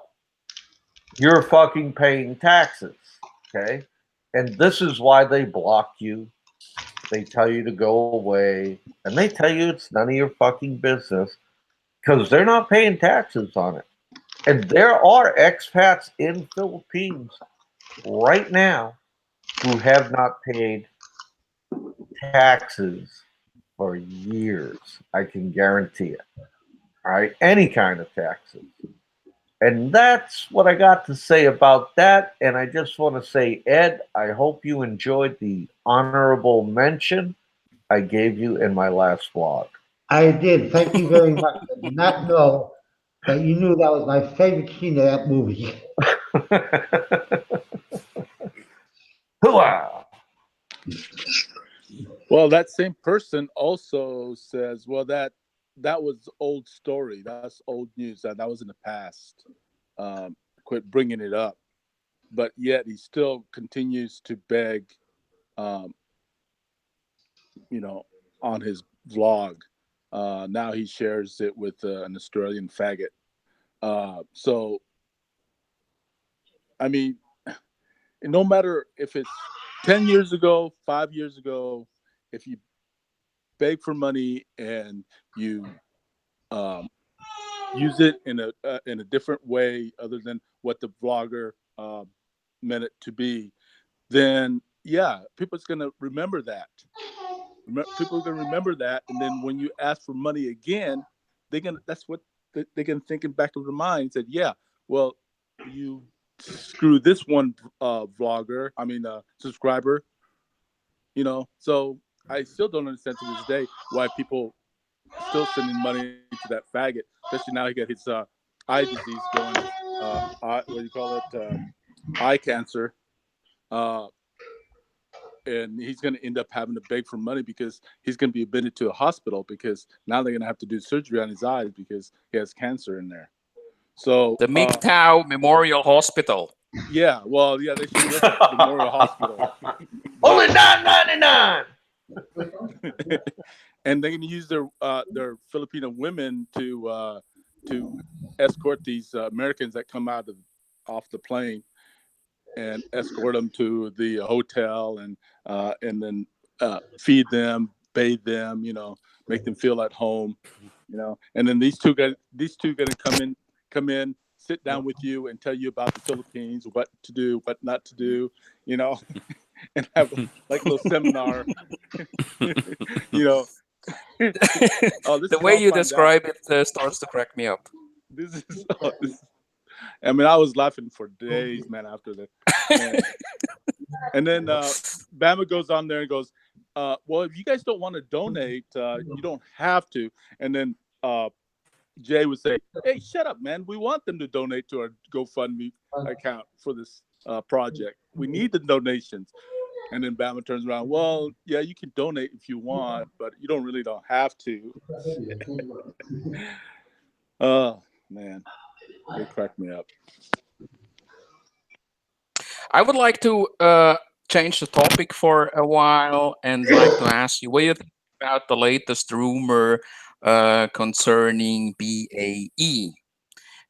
Because here on Riff Raff Radio, as you guys remember, he said, I'll beat Riff Raff Radio, I will have more views. He actually named another channel after Riff Raff Radio, and he tried to, and he was very arrogant, he was very confident that he would beat us, and then after a while he would just go away because it didn't really work out, at least not the way he wanted it. And Riff Raff Radio always said this is a guy who actually will leave, and probably also leave the mother of his child and the child in the Philippines. And the latest now is that he is planning to go to Colombia. And I would like to ask you guys, what do you think about that? Because every time we mention him, and I love to talk about the guy because I think he is a superstar. He's a role model. Why is it that every time we do a show, he would also go live and he does also a live stream? That's the one thing. And the other thing is, he always says the reason why he's not always doing shows now is because he got things going on, right? And when he does live streams, it's kind of like Blasian family dinner chat, or Blasian family goes to Robinson Mall to buy groceries. I mean, that's an amazing shit coming out of his channel. I must say, I'm really jealous because it's the same crew always blamed us and said, hey, these guys must be really really jealous, and he's again planning to go to Colombia. What do you think about that? Maybe you, Popeye. All this Blasian shit. I don't know. I'm a little nervous to talk about this because I might get called a bigot or a racist but I gotta do it anyway. Fuck it, I mean, this guy is a full blown fucking idiot. All right, and I feel sorry for his kid. I feel sorry for his girl. I've seen this time and time and time again.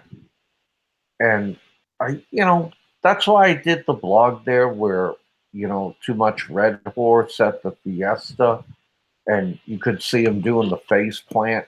Okay. That's essentially what has happened to his channel.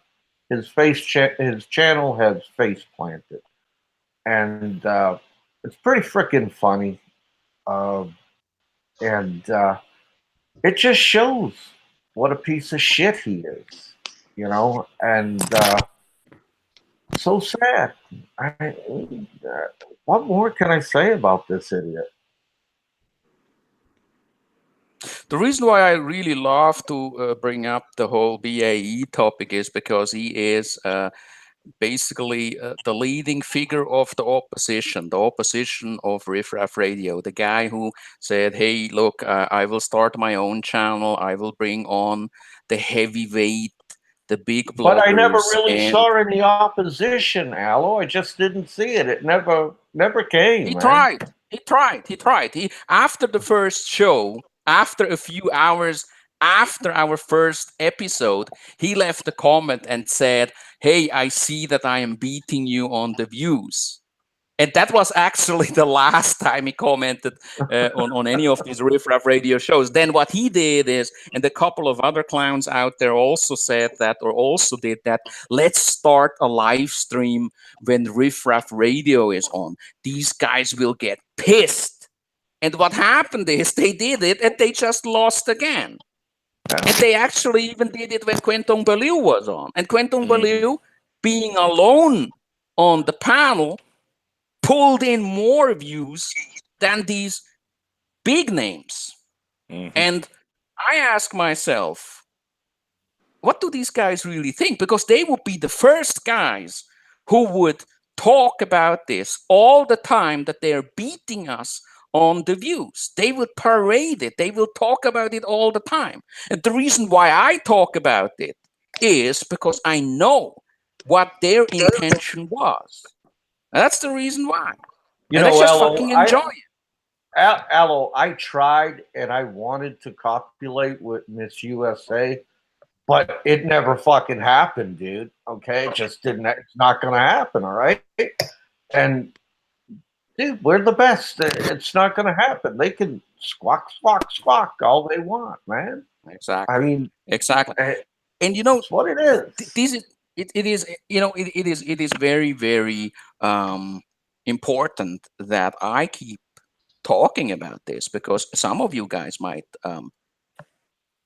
have forgotten about this. When we started out this channel here, there was this Hello, guy and his crew. hello. I haven't forgotten about it, man. His last comments to me a couple of weeks back on Big Kevin's show, that he commented. He said he wishes that my daughter marries a nigger. Well, I told him, what's up? My daughter would never marry a nigger, especially if it's a nigger like you. You know, big lips, monkey lips, and blacker than black. You know, so I like light colored niggers. I don't like I like house niggers. I don't like field niggers. So that's my. And you know what? They will come after us for this again. I tell you, and I fucking love it. Maybe after this show here, all of a sudden the guy will start his live stream again, or probably on Monday, another Blasian family dinner, and telling us how great his life is, how what a champion he is. He's basically Scottie Pippen. Yeah. Every time give you know, and he talks about his channel is about love, because love hates over hate, and shit like that. And he thinks that because we talk about him, he's very, very important. The reason why we talk about him is because he is your guy. He is your guy, the opposition's guy. He is your man. You supported this guy. You wanted him to come after us, and you know that. You wanted him to do these live streams because you wanted him to win this competition. And he was in this competition by naming his channel after our channel, Riff Raff Radio. And he said that he will beat us. He said that he will air his live streams when we are on air. And what happened is he realized that he lost, and then lost again, and then he lost again, and then again. And then he stopped doing these live streams and said, you know what? I have other things to do. What kind of things do you do, Mr. Jordan? And I'm referring to Michael Jordan, Mr. Black, the cotton field guy. what do you do? Because it's kind of like, I'm an ex NBA star, see me in my studios, I'm the voice of the black community, and so on and so forth. He is this guy who always thinks he is better than anybody else. He has been staying in the Philippines for a very short time, or for a rather long time, but he has never spent time going around the Philippines. And every time he does a vlog, he says, "Hey, look, I'm chilling at the pool of my condo. I am doing this and I'm doing that." Next thing you know is he's announcing his exit from the Philippines, going to another country. He said that he is getting tired of all the poisonous shit that's going on in the expat community. When you go back a few months, he was the guy who led a group of people and said, "We will go after them, we will take them down. Our channel is so much better." And here you are. When Dave introduces or plays the fucking Riffraff Radio introduction, we got more people than these guys at any given time. So who won the competition? Riffraff Radio won. And then there was another channel, and then another channel who said, "Hey, we will do live streams the same time. We will do this and that because we want to damage Riffraff Radio." Let's be honest about this. Let's be very honest about this. And then there are guys in the background who try to build up other channels, build up other bloggers for them to join them and support them because they want the counterweight to Riffraff Radio. And we know that's going on. And this is not paranoid or something like that, because we heard it. We heard that there is this guy, this blogger from Hawaii, who said that the certain guy who lives in a shoebox in Chicago contacted him on FB. And then that's exactly what I am talking about. The reason why he was contacted, because these two bloggers have been around for a while now. The reason why this guy was contacted is, "Hey, I know that you are against Dave. I know that you have beef with the Riffraff Radio crew. I am with you. I am supporting you." And that's what's going on in the background. I have people who come to me and say, "Hey, this guy there from Chicago is talking smack about you."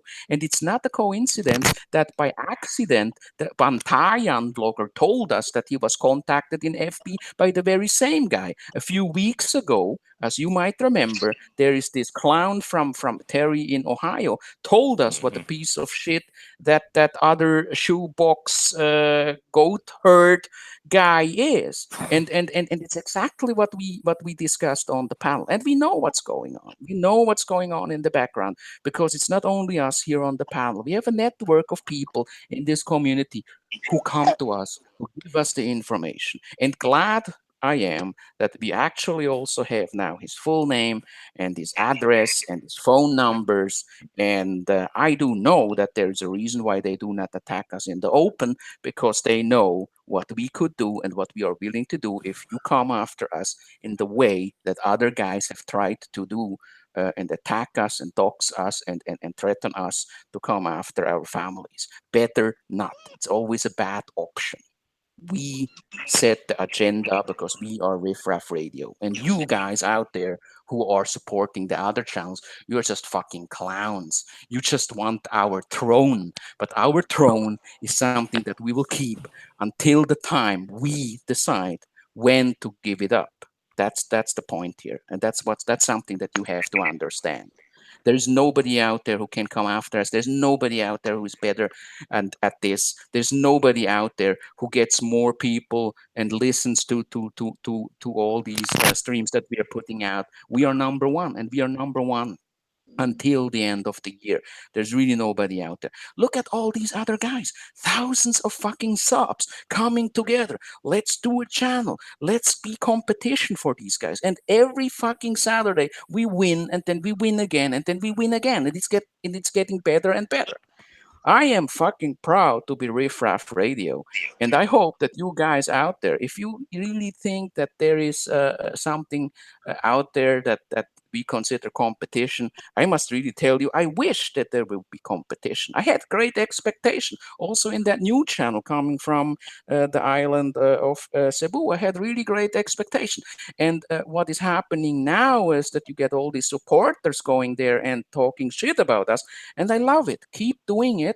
Try harder. We are waiting for real competition for Riffraff Radio. Yeah, I mean, shit. It's like listening to special ed trying to recite his ABCs. You know what I mean? These motherfuckers trying to start a channel that's going to win over us. It's just not going to fucking happen. And I mean, this channel has something very special. I mean, I think it has the most hated blogger out there, John Doe. I salute you, brother. Thank you. Thank you for joining the team. You know? Thanks. Well, Bravo. The Bravo. truth always hurts. Oh. I do have one message to pass on. Someone keeps bugging me about it.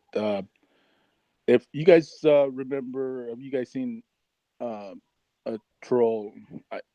I think he's a troll called Little Kevin. He's from Thailand. He claims that we said something to him about him on Ref at the last our last show, and he said that his family's threatened and all that stuff, and he got pictures of his family that's going around. I mean, I don't know anything about it. I haven't heard anything. What? I remember hearing it, so I'm just leaving it up to you guys. What? A bunch of garbage. Oh, speaking of able-bodied people, hey Seth Style, what's your situation? Where you at in your financial situation, buddy? We haven't heard anything. Are you making it? Are you e-begging? What are you doing? How are you surviving? I actually started this other channel. I'm not going to tell you guys what it is, but I just jerk off in front of the camera. I do these live shows. I'm just jerking off, and it's quite lucrative, actually. You use a magnifying glass for that? No. I mean, I get one of these like very high-powered HD cams that I spent, my donation money on, and that's what I do, man. Just jerk off. It's a genius plan because I like jerking off anyways. So it's like if I'm gonna do it anyways, I might as well film it and I might as well make money. So. Well, I thought you'd go the ladyboy angle myself, but to each his own. Yeah, well, I mean, there's probably ladyboy fans. I don't know who my fans are. There's probably a very eclectic, fan base. No, I mean, on a more serious note, Roberto, yeah, man, I just work. I work quite a bit, and yes, I do make money. No, it is nowhere near the amount I used to make in America, but it's more than enough to live here in the Philippines. So I got a lot of stuff going on. And of course, your wife is working too, right? Working with you. I wouldn't say working with me. She was at one point, but not anymore.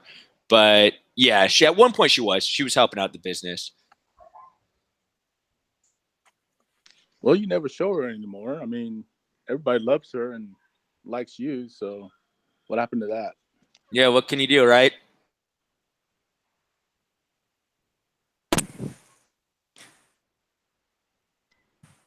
The most cringeworthy moment in the live show just now. Yeah, no, Lynn doesn't like being shown on camera at all. I addressed it a while back. She doesn't want to be shown. She wants nothing to do with YouTube. So I don't blame her, to be honest.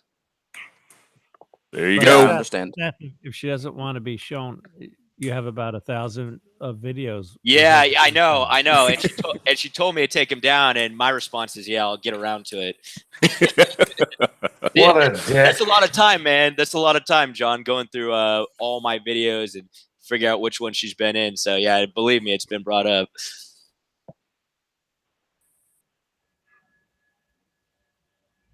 Okay, so here we are. We got about 7 minutes to go. Why don't we start the exit monologues, and let's get some last thoughts going here. Yes, we'll address the awkward silence with some non silence awkward moments. Don't worry. We'll close it all out. Let's go ahead and start with Roberto, please. You want to shut me up and make me leave? No, not at all. Not at all. If you want to talk for another hour, please go ahead. Just kidding. I know. I mean, this is all great. Love Riff Raff Radio.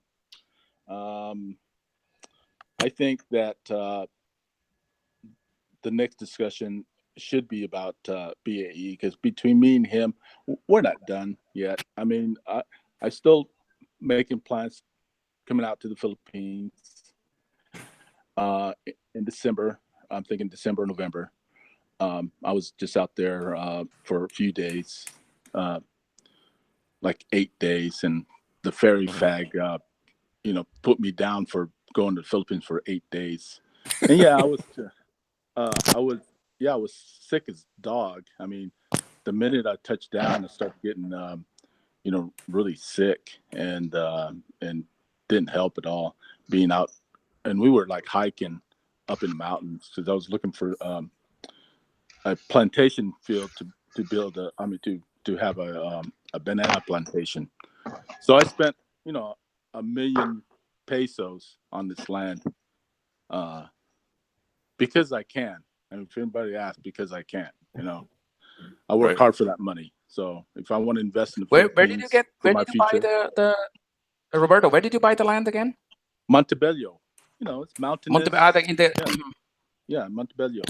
It's okay, yeah. It's in the Leyte province. You guys can look it up. Mm-hmm, mm-hmm. I found a nice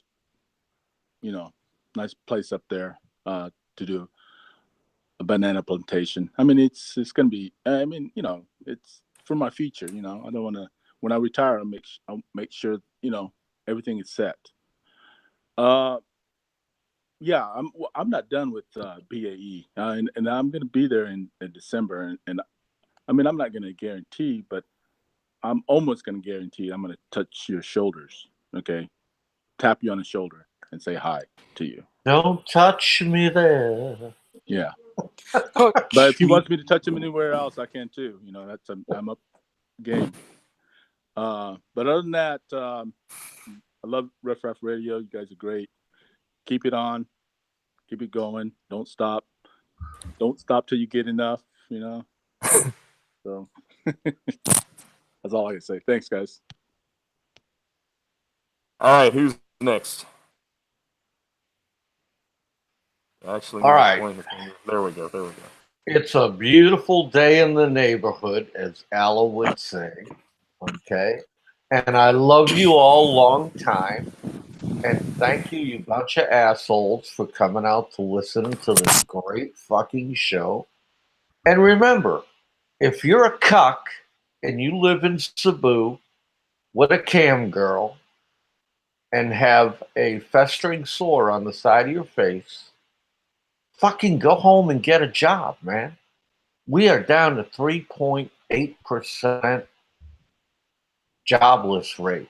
And I mean, they're just calling people, man, and saying, please come work. We need somebody now. Okay? They're even calling the 65-year-old dudes, okay? Even at Ed's age right now, he could get a fucking job. There's no excuse not to work. All right? I know it's a 4-letter word, and the Cebu crew hates it. Okay? No, tough shit. Okay? And everybody, suck my dick, eat the corn out of my shit, and I'll see you next week. Popeye out.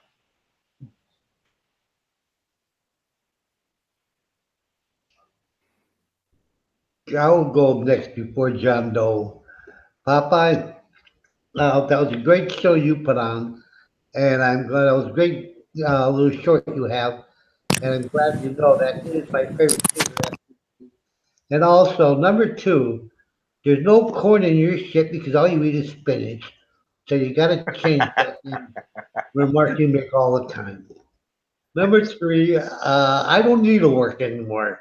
My working days are gone. I'm quietly satisfied where I'm at. Number four, I'm short 20 bags of cement. Then the house is done. It was a great show. And Riff Raff Radio was it. Next. About John Doe. Yeah, I wanted to say it was a great show, and I'm sure Ren's supermarket night manager job is still waiting for him if he wanted to go back. And the last thing I wanted to say was I just want to repeat one thing that what my reliable source said, that Bummer is already 2 years overstayed on his visa. And I will issue that challenge again, that he show his current visa and current ACR card and prove that he's not an overstayer and possibly subject to being blacklisted and deported. Thank you. And we still have Mr. Says Style. I'd like to start my statement by saying I am eating corn out of shit as we speak. So I'd just like to get it out of the way. What else? Great show, guys. Thank you for having me on. Really good topics with the whole e-bagging thing. I think that's actually a pretty deep topic, and it's a tough one. It's a tough one, too. So really enjoyed it. Great stuff, guys. This show fucking rocks. Love the intro, although we didn't get to hear it this time. But maybe you can make it the outro, Dave. What do you think? I'll work on it. Okay, we can make it happen. So I think that's pretty much it. And I'm going to continue with my jerking off. Oh, and the last thing is this show made history because there was a naked person on it. So let's not forget that. A micro penis from hell. That was intense, guys. Like, I think all of us were like, what the fuck is happening? That was intense, guys. But yeah, great show, guys. And hope to be back on sometime in the near future. You're always welcome back. You might have to cube out that micro penis. If it gets around enough, man. That was. Did you guys? I think I witnessed it. I was a little confused when it happened, but I was pretty sure that was DeVal Yoda naked, and he was like bending over or something. It was weird. Did you get all warm and felt funny when you Well, saw it? I would have if I knew what was going on, but it like kind of like hit me by surprise. I've never witnessed this, so kudos to DeVal Yoda for making fucking history. That was great. The best part is he knew the camera was on. That was the best part. Oh God. By the way, Eric just told me that he would like to put this information out here, so I mentioned it. Jeremy, the guy who went to Thailand, he tried to get on Twitchy's channel. Twitchy did a live stream a couple of hours ago, and I also showed up in the chat, and he mentioned it to me that Jeremy started to engage Greg in a conversation. I do not really know what this is all about. It might be a sign that Jeremy is trying to get back into these live streams, live chats, and so on and so forth. But we'll keep an eye on that, and there will be other topics to be followed. To come up on this channel. And Roberto, you're absolutely right. We are not yet done with the whole BAE topic. Among other topics, among other good topics, yeah. Okay, so let's see if we can make this work as an outro. Let me see if I can not fuck this up this time. Well, I'll tell you what, things get better and better on YouTube. Rift Raft Radio, what the fuck? And what the fuck is an appropriate title, like what the fuck? Because they don't know what the fuck. Wow! Rift Raft Radio! Just that this is the best fucking show in the Philippine YouTube community, and you came to the right place. Number one hate show. Let's examine some of the characters we have on there. And of course, folks, this is just all in fun, of course. We got this guy called Popeye.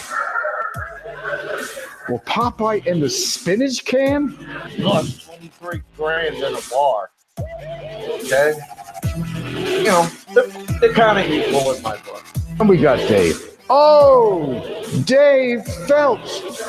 Well, he takes this inhaler, you know. Shut that fucking mic off.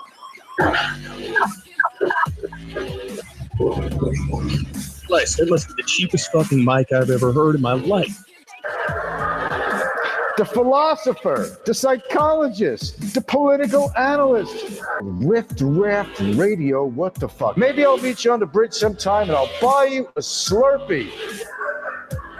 Rift Raft Radio, what the fuck? Rift Raft Radio, what the fuck? Rift Raft Radio, what the fuck? Rift Raft Radio, what the fuck? Rift Raft Radio, what the fuck? Rift Raft Radio, what the fuck? Rift Raft Radio, what the fuck?